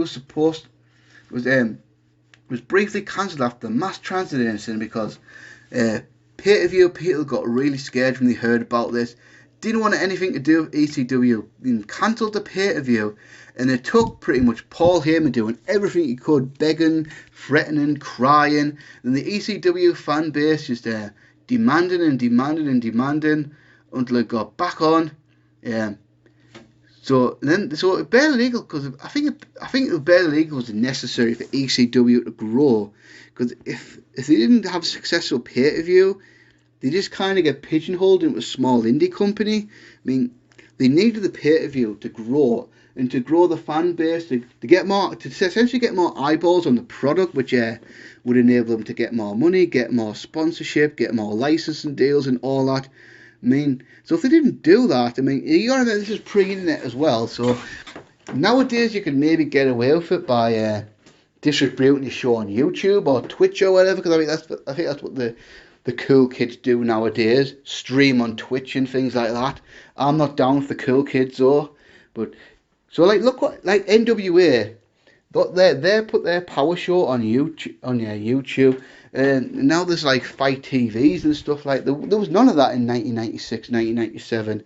So like I say, if you don't do that, ECW doesn't really have the avenue to grow anymore, and it probably dies a lot sooner than it did because it wasn't growing its brand and it wasn't making all this revenue and all that. Then what have we got? How amazing that the Shawn Michaels and Mankind really nailed that magical chemistry in just one match. Do you wish you got an extended program for the title going into 1996? After the feud of Sid and Undertaker, respectively? Yeah, I mean, it is amazing, absolutely. I mean, just it was fantastic, wasn't it? Really, when you look at it.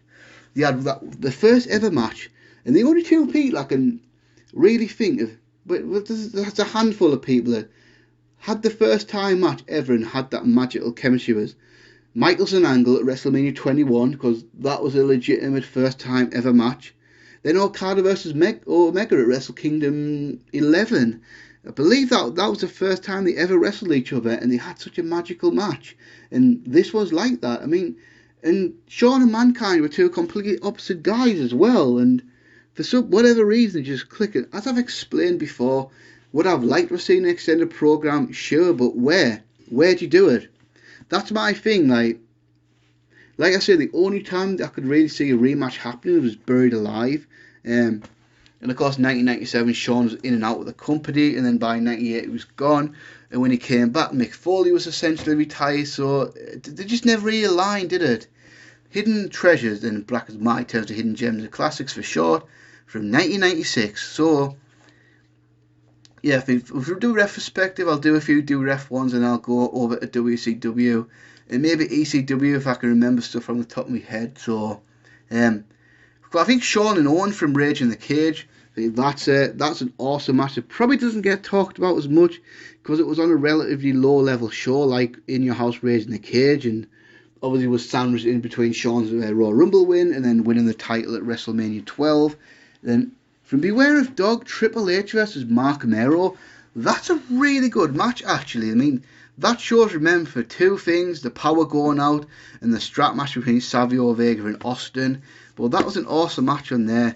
And the Savio Vega Austin match, arguably probably maybe low-key one of the most important matches of Austin's career, because one, it was his first standout match in WWF, then combined with the curtain call, and I think Vince seen that match made him think, maybe we've got something in this Austin guy. Let's give him the King of the Ring. And let's go to the King of the Ring.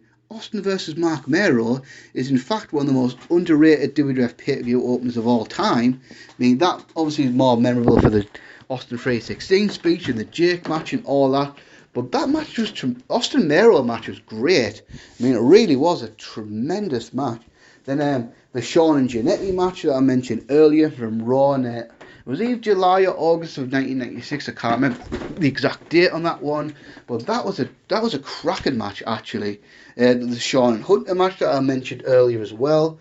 Then In Your House's Time, Leif Cassidy versus Flash Funk, or to put it in another way, Al Snow versus Too Cold Scorpio, opened up the pay-per-view.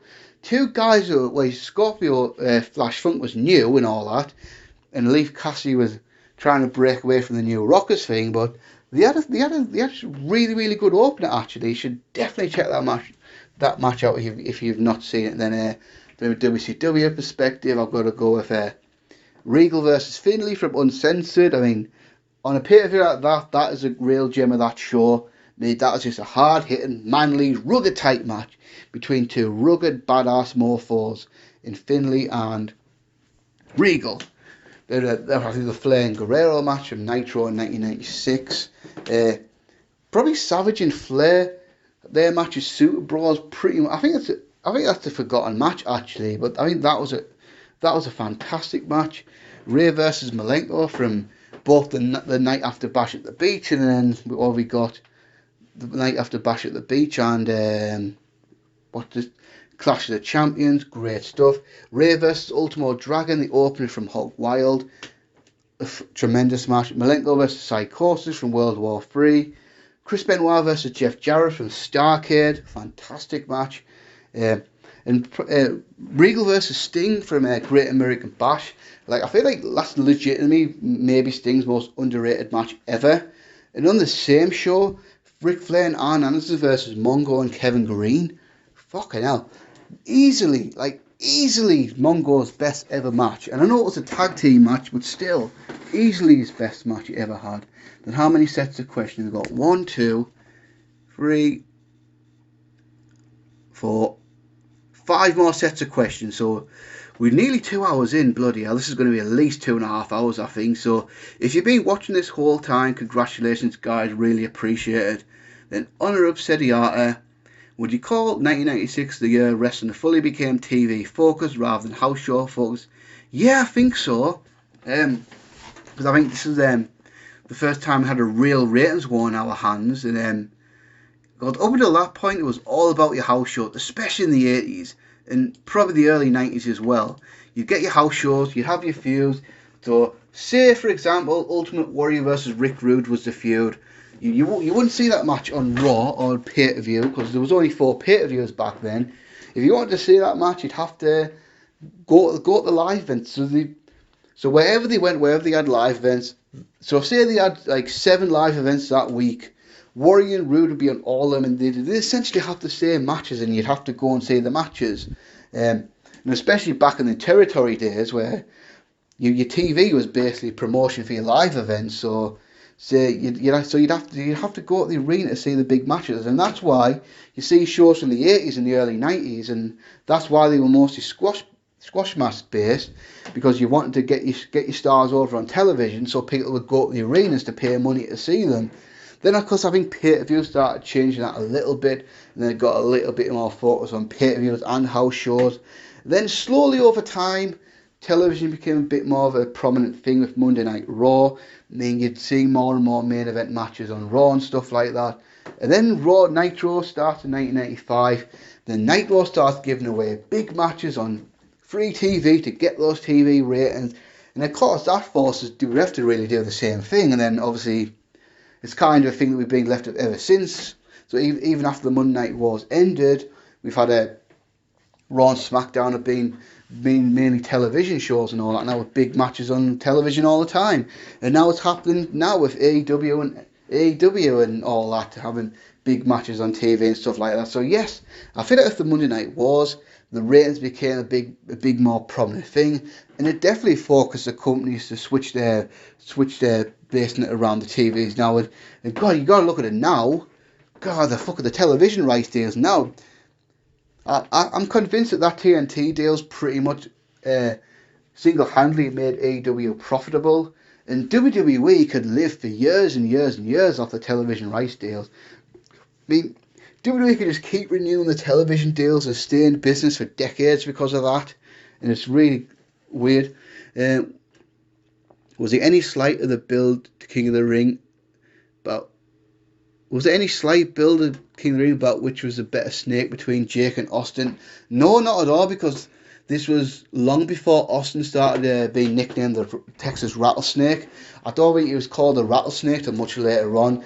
And really the way Austin 316 came around is because when Austin injured, because in the first match with Mero, he busted his mouth up and had to go to hospital to get stitched up to come back for the main event. Then when he came back, Michael Hayes told him that Jake the Snake had essentially cut a religious promo on him.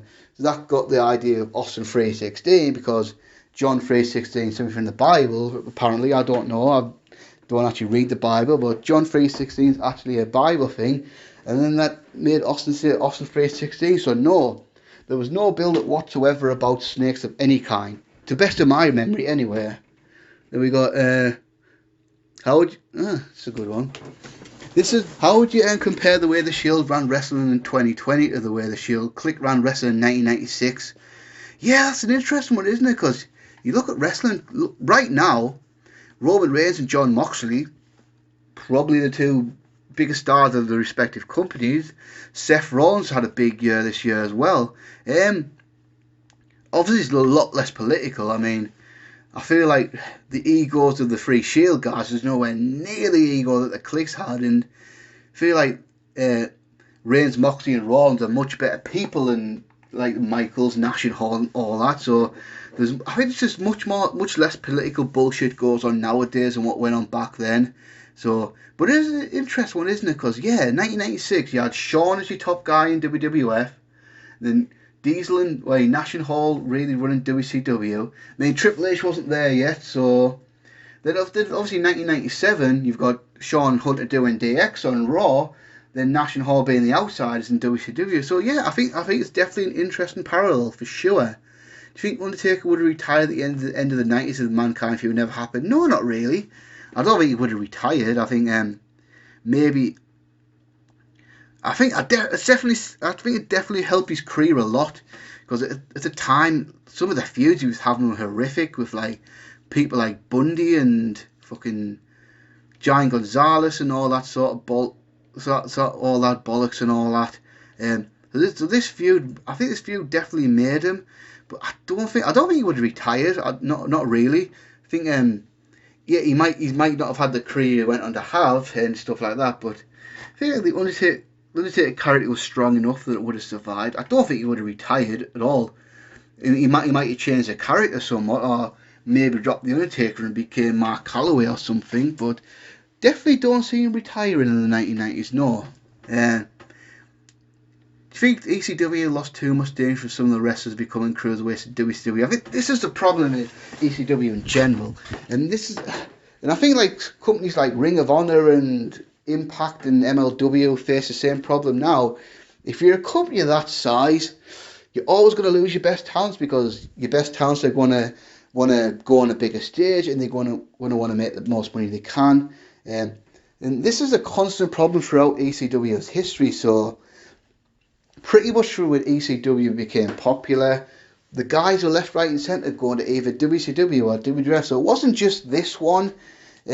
But I think for a while, I don't think 1996 he lost steam, because I think for a while Paul Heyman was able to get around it, because I think Paul Heyman's greatest strength, especially then, was creating stars out of nothing. You could take someone, you could find about 10 or 15 different reasons why this guy can't get over.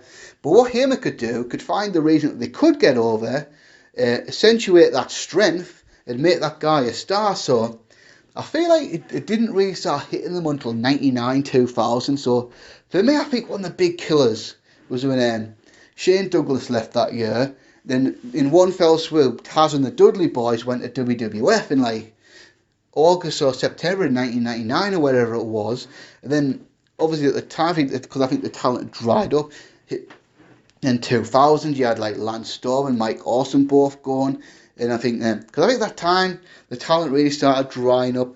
I think Heyman like 95, 96, 97 was able to get away with it, because he kept finding ways to replace these guys and creating new stars. But when he lost so many guys that the new talent just wasn't coming up anymore, I think that's when the problem started really. Then we got a Tiger Zilla Gamer. If Vader didn't get into the beef with Shawn Michaels, do you think he would have won the title? If so, how long? So yeah, like I said, I've explained before, yes, from what I understand, the plan was for Vader to win the title of Survivor Series, then drop it back to Shawn at Royal Rumble. So I think in that respect, he would have been basically Sid. If the NWO had never formed, do you think WCW still win? Do you think WCW would still win the ratings? Depends what you mean by win, because even prior to this, it was neck and neck.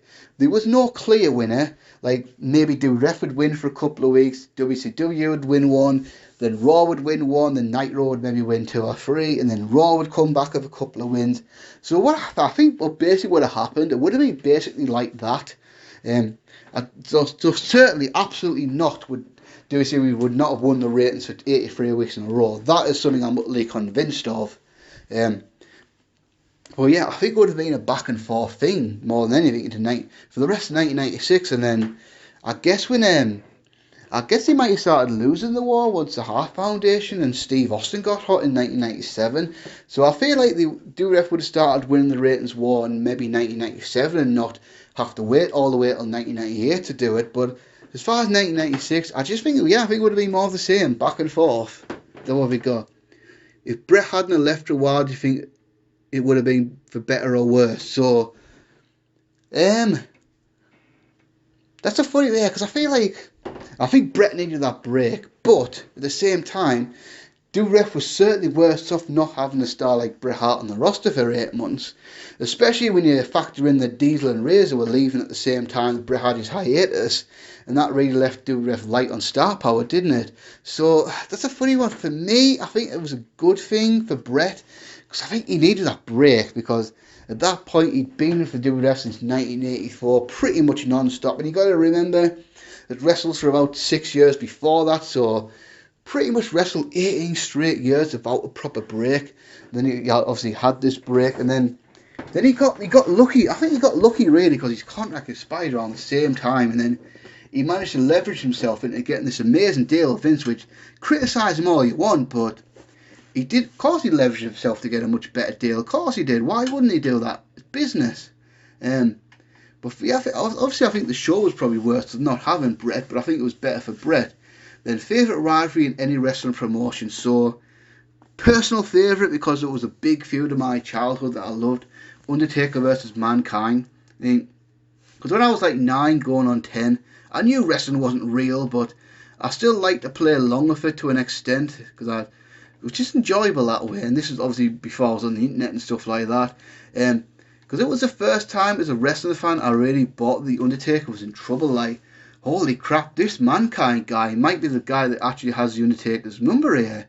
And obviously, Undertaker's in-ring work improved massively when he was feuding with Mankind, didn't it? So he had his first really good match in his career, and just as a character perspective as well, Mankind was one of the first guys that was seen as a serious threat to the Undertaker, and it was great.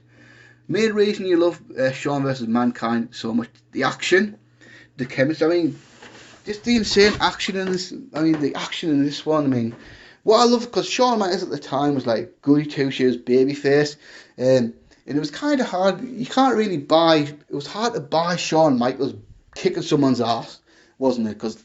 But what I loved is the psychology of Mankind was so crazy, so mental, that Shawn Michaels had to up his game to another level. He had to get nastier and more meaner and more aggressive than he had before.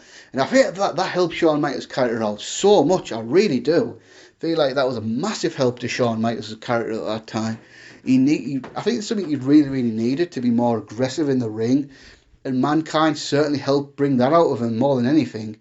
And yeah, just some of the insane spots in this one as well. The pacing of the match, the storytelling. I mean, if it had a real finish, then that would have been icing on the cake. I mean, because I do think the DQ finish was kind of naff in fairness. So, but if they didn't have that, I think that would have been even better. But it's not a big deal, you know. But yeah, I love that match. So then we got Diesel 101 Raw. Who would you have rather seen Sting facing the WWF Dream match versus WCW? Sting versus Shawn Michaels or Bret Hart? Oh, in 1990, I reckon Shawn Michaels actually, because I feel like the best time to do Sting and Bret would have been like 92, 93, 94. Yeah, and obviously when it happened in 1998, it was kind of a letdown, let's be honest. Yeah, I think Sting and Shawn in 1996 would have been awesome, actually. I think it would have been, because I think it would have been a similar formula to the Sting and Flair matches, with with Shawn taking a lot of bumps, emphasising Sting's strengths and all that, make Sting look like a badass. Yeah, so I think Shawn would have tried to work a similar match as Sting than the matches Sting had with Flair, and that would have been great. Then we've got thoughts on the Road Warriors running WCW looking back. Just real disappointment. More than anything, that's pretty much the theme, I think. Just disappointing stuff.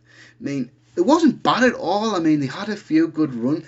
They had the match with Luger and Sting at Super Brawl, which was It was alright. I mean, it should have been so much better. I think the match would have been a lot better if it had happened in like 88 or whatever. Then they had that the Chicago Street Fight with Sting and Booker T, uncensored. That was all. I did not like that match. That match just dragged on and on and on. Then they were out of the company by either May or June. Yeah, just it should have been so much better. I mean, they did have one gem of match, and I should have mentioned this when I was answering the question about gems and classics, and I missed this one. It's just coming to my head right now. They had a really good match with the Steiners on Nitro in about April or May of 1996. I can't remember exactly when it was, and yeah, and I hated the blue look as well, because they came back with blue tights and shoulder pads, and I didn't like that at all. I feel like they should have came back as more of classic Road Warriors, NWA style Road Warriors, and just all black and the old original face paint designs and all that, with the black and silver shoulder pads. And I think if they were more like that, maybe they could have got Jimmy Hart and do a knockoff of the Iron Man theme as well. If they did that, had a like generic knockoff of the Iron Man theme, like when DDP's music was a knockoff of Smells Like Teen Spirit, and Chris Jericho had an Even Flow type song, and Raven had a Come As You Are type song from Nirvana. If they had an Iron Man, and they were presented like the Road Warriors of old, I feel like if they did that, there could have been guys that could have battled Nash and Hall into the summer and the winter of 1996. I really do.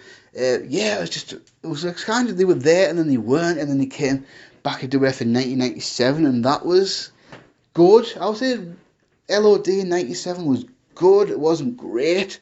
Then LOD 2000 and 1998 was awful. But yeah, it was okay, but it really should have been a hell of a lot better. Then do you think the Undertaker versus the Giant would have been better at this point than whatever happened in the future? No, not really, because I feel like they had Undertaker, the Big Show had a really good feud in 2008, actually, if you remember that one. They had a really good match at No Mercy. Then they had a great Last Man Standing match at Cyber Sunday. And I think they had a pretty good cage match on SmackDown as well. Now, and I think even when they had that match at No Way Out 2003, that was pretty decent as well. So if it happened in 1996, I suppose it would have been better than the matches they had in 1999, because Undertaker was in much better shape in 1996 than he was in 1999. But I think if they hypothetically had a pay-per-view match in 1996, it would have been about 2.5 star, 3-star tops match, my opinion. It probably would have been better than Undertaker versus typical Giant feuds. Like, would have been better than the Gonzaleses and the Kamalas and Bundys and all that, and King Mabels and all that stuff, but not significantly better, I don't think. With Bret Hart almost losing to Undertaker Rumble, almost losing to Diesel at a steel cage match, then losing to Shawn at WrestleMania. Do you think it was actually helping him taking a break, then coming in the back, coming back storyline makes more sense? Yes. Like I said before, I feel like you need the break, and I mean that was Bret's biggest gripe for the WrestleMania 12 build-up, and it's hard to argue with them. I mean, they were going out the way to make him consistently look weak in that build-up. Like I say, being practically beaten by Taker, practically being beaten by Diesel, and pretty much being saved both times, and then it made no sense though, because my thing and Bret's thing is, if you're going to put Shawn over as your next guy, wouldn't you want to make Bret look strong as well? So when Shawn beats Bret at WrestleMania 12, Shawn looks stronger by beating a stronger champion. And yeah, because if Bret had stayed on, I'm not sure what he would have done. It's hard to say what he would have done, wouldn't it, really? Because you think they wouldn't have wanted to do Bret and Shawn rematch right away, because they probably wanted Shawn Michaels to go off and have his own run. So what does he do? I mean, you look at after that. Did he feud with Austin early? Maybe, but was Austin ready for the feud at that time? Probably not. Does he go back to feuding with Owen for a little brief period or something, or maybe having a few matches with Vader or whatever? So, and yeah, like I said, Bret going away, taking time off, then coming back in October, and then to go right into the feud with Austin was great for him, because I think, like, by the time Bret came back, I think fans were ready to see him back, and Bret was recovered from a lot of his injuries. He'd had a nice break, and he'd gotten a nice contract, and he was ready to contribute. And of course, he had an amazing 1997. Don't forget. Then, what if Kurt Angle came to the WF in 1996 right after the Olympics? So, yes, that was offered to him and he turned it down. It didn't happen. Now, what would have happened? That's an interesting one. I think the biggest difference, I think, is when Kurt Angle came in 1996, Vince would have tried to make him that American hero, that white knight babyface. Pretty much what he tried to do with Mark Henry, but Mark Henry got injured. So he would have came out red, white, and blue, and all that, be the American, the Olympic hero, and it just wouldn't have worked. It would not have worked. I mean, so essentially Vince would have tried to make him a modern day Bob Backlund, and it just simply would not work, because I mean, like, by 1996, that all happy-go-lucky babyface was no longer working. It was no longer working anymore. I mean, look at how Rocky Maivia got rejected in 1997.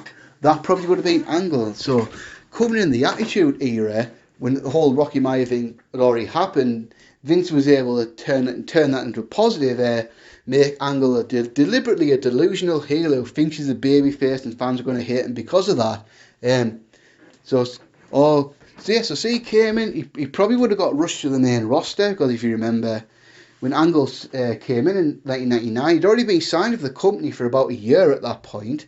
He'd been in Memphis and all that, and been in developmental. I mean, I think he went like near enough a full year just working dark matches and all that before he came on the main roster. So I feel like if he did that in 1996, because they were going to offer him a big contract, so to justify that, Vince was probably going to put him on television right away, where he would be nowhere near ready. And he probably, maybe not so much flopped, but certainly not have anywhere near the career that he did. Then we got Esper Tren. One question. Do you think WWE would have given the world title to Ultimate Warrior if he hadn't left the company in his 1996 run? If that's the case, do you think this could have worked in terms of ratings, or been a good title run, or do you think it would have been a mistake? I think it's something Vince might have considered doing, because by all accounts, the only person that really wanted the Warrior back in the company in 1996 was Vince himself, which, as you know, if Vince wants to do something, Vince is going to do it. So I've heard like everyone who was there, like the JRs, the Pritchards, the Cornettes, all saying they try to talk Vince out of bringing Warrior back. And you got to think hypothetically, Vince was, because at the time WCW had a lot of old WWF stars, so it was Hogan, Savage, and all that. So I think Vince was trying to use Warrior's star power to get some attention back. I think the problem was wrestling had changed so much by 1996 that the Ultimate Warrior character just did not fit into the new generation of the WWF. Because I think at that point, you needed to do more than just, "We're in the power of the Ultimate Warrior, I'm with the power of the intensity," and shake the ropes and all that sort of shit. I think that character just was not working by 1996. But Vince loved Warrior, and I think if Vince had his own way, I think Vince might well have put the title on Warrior. But I think it would have been terrible, to be honest with you. I think Warrior's 1996 comeback run sucked. I mean, that could be another topic one day, but that could be we have a long topic about that one day. That was just a terrible run. So say Warrior beats Shawn Michaels or something for the title. Do you really, still they had a few, do you think Shawn's politics would not have, I don't think Shawn's ego would have allowed him to work with Warrior properly, to be fair. Yeah, I just think it would have been a flop. I think it would have been terrible. I just don't think it would have worked at all. Now we've got two more sets of questions, so awesome response, guys. I mean, I am really pleased with the response I've got to this video. So we've got two more sets of questions, and we got OK225. Do you think if Medusa had stayed in the WWF, the women's division could have been the perfect opponent for WCW Cruiserweights? I suppose it depends, really, if she stayed, but that would have been fine, because it was going to be Alundra Blaze versus Audrey Kong for Royal Rumble 1996. That probably would have been a nice gem. But the key is not only keeping Medusa, Alundra, but you've got to bring good women in, because I think that was pretty much in a nutshell the problem with Alundra Blaze's run. She just didn't have really many good opponents at all in a WWF run. I mean, look at the people she was feuding with. She was Bull Nakano. That was really good, actually, but the WrestleMania match was against Leilani Kai, and then she wrestled Ronda Singer's Bertha Fair, which that could have been good, but they give Bertha Fair one of the worst gimmicks ever, and then obviously after that she was dropped. So yeah, it would have been great. It would only have been good if WWF had a lot of good women on this roster at the time, which they didn't, and they never really did until like fairly recently. So, but with Alundra Blaze, Medusa was certainly good enough to be a great women's champion, and she had a lot of people to work with. It's just the fact that, say she lost the title to Aja Kong at Royal Rumble, which she may or may not have done. Then what next? She wins the title back, and then who did she feud with? There wasn't really anyone. Sunny wasn't going to wrestle. Marlena wasn't going to wrestle. Sable at the time wasn't going to wrestle. So, you know, it is what it is. There we go. How do you think Shawn Michaels' title reign could have improved? I think the most obvious way was the character. I mean, can't remember who it was, but do you remember Seth Rollins was struggling as a babyface last year? Somebody compared Seth Rollins to Shawn Michaels of 1996, and then he was a great in-ring performer, but he just wasn't really clicking as a babyface. I think that's absolutely true. I think the problem is Vince always had his idea on what a babyface should be, and he wanted the babyface to be that, just like that, a classic good guy babyface. But like, I'm a good guy. I'm going to do my best for you fans, my clique. Golly. So having Shawn Michaels, and I feel like they fucked this up with Diesel as well by having him playing the classic babyface. But the problem was, by 1996, that just wasn't clicking anymore. And from a Shawn Michaels perspective, even as a 9-year-old, I could tell this guy was a jerk. Even as a kid, I could tell this guy was a dick, and I just didn't buy it. And I think Shawn didn't fully embrace being a classic babyface either. So I feel like you either turn him heel, make him a heel champion, because at the time, Shawn Michaels was a heel in the 1990s.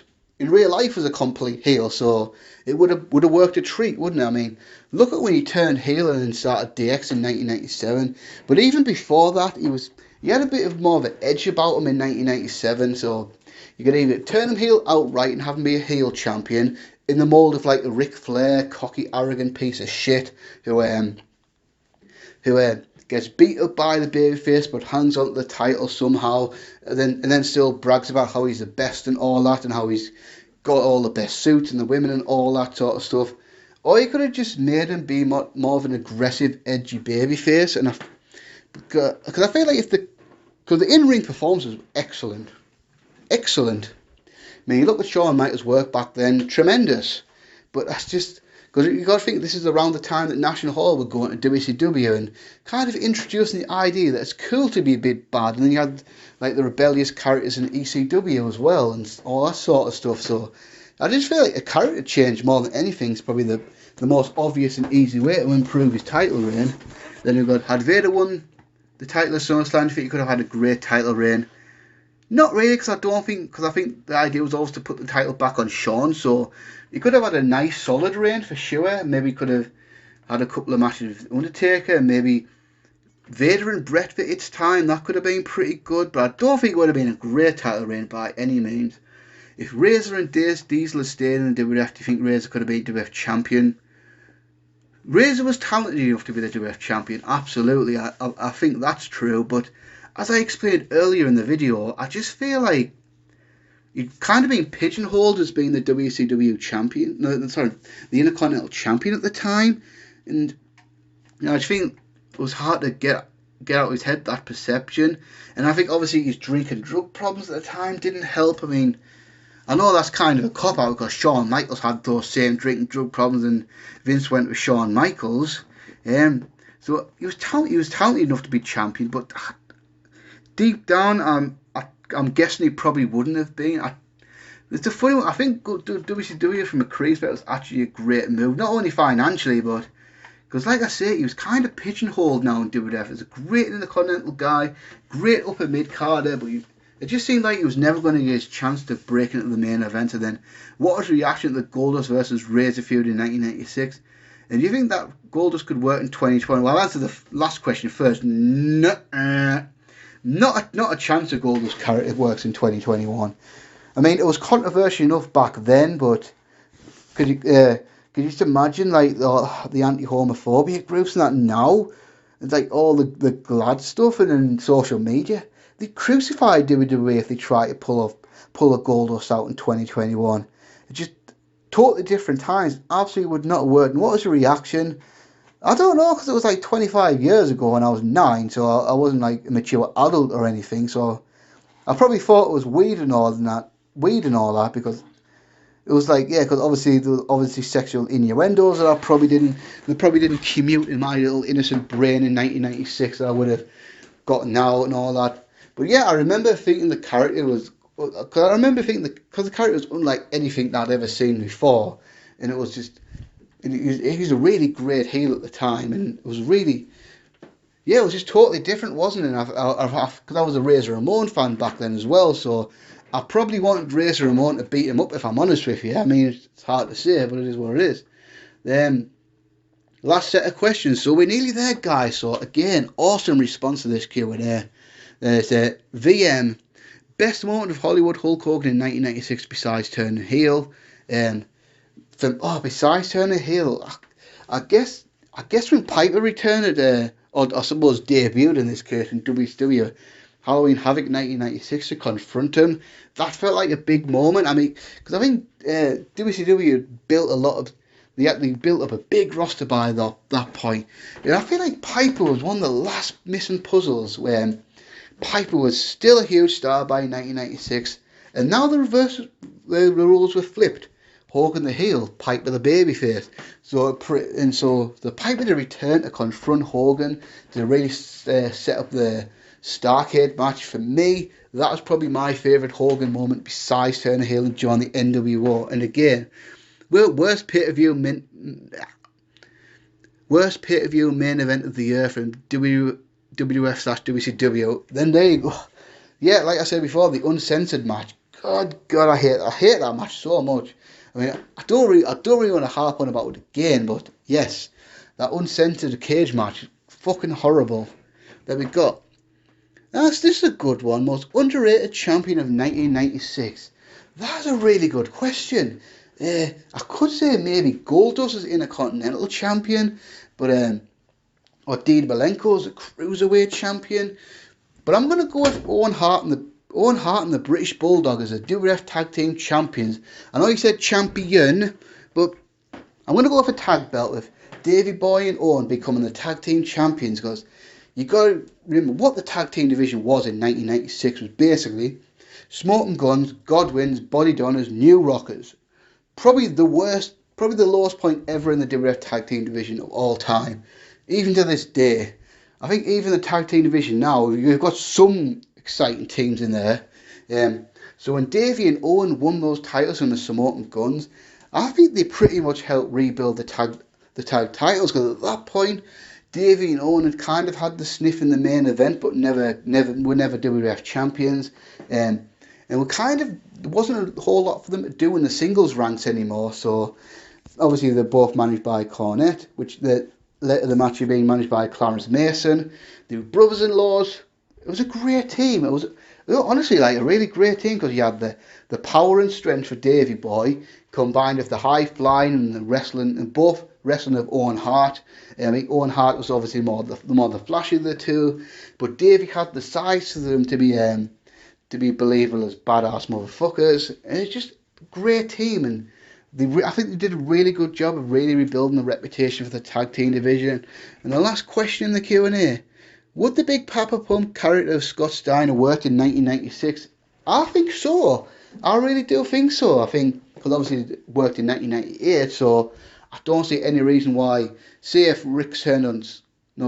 Scott turned on Rick in 1996 and then became like maybe the fourth or fifth guy in the NWO, I think that would have worked a treat. I really do. Because one thing that's more obvious to me, I think Scott was a lot more healthier in 1996 than he was in 98, 99, 2000. So I feel like Big Papa Pump with Scott Steiner's early 90s wrestling ability, that's close to a perfect pro wrestler I can think of, really. Amazing character, amazing in the ring. So I think you've got there, because I think Scott was better in the ring in 1996 than he was in 98, 99. So he could have had a much longer run. And yeah, I honestly do. I honestly think it would have been as successful, if not more successful, than it was in 1998. I really do. So thanks for the question. And overall, thanks to you guys for having a great response to this Q&A. This has been a long video, 2 hours and 24 minutes. So if you've sat through the entire video, thank you very much. And because of this response, I've made a decision that yes, I'm going to try another Q&A. I'm going to try more of a general Q&A, so where we talk past, present, future. But I'm going to probably do it in maybe a month or two. I think it would make sense to do it around, like I say, make sense to do it around WrestleMania season. And hopefully, if that one does well as well, I might consider bringing them back maybe like once a month, once every 2 months, something like that or whatever. And until next time, guys, peace.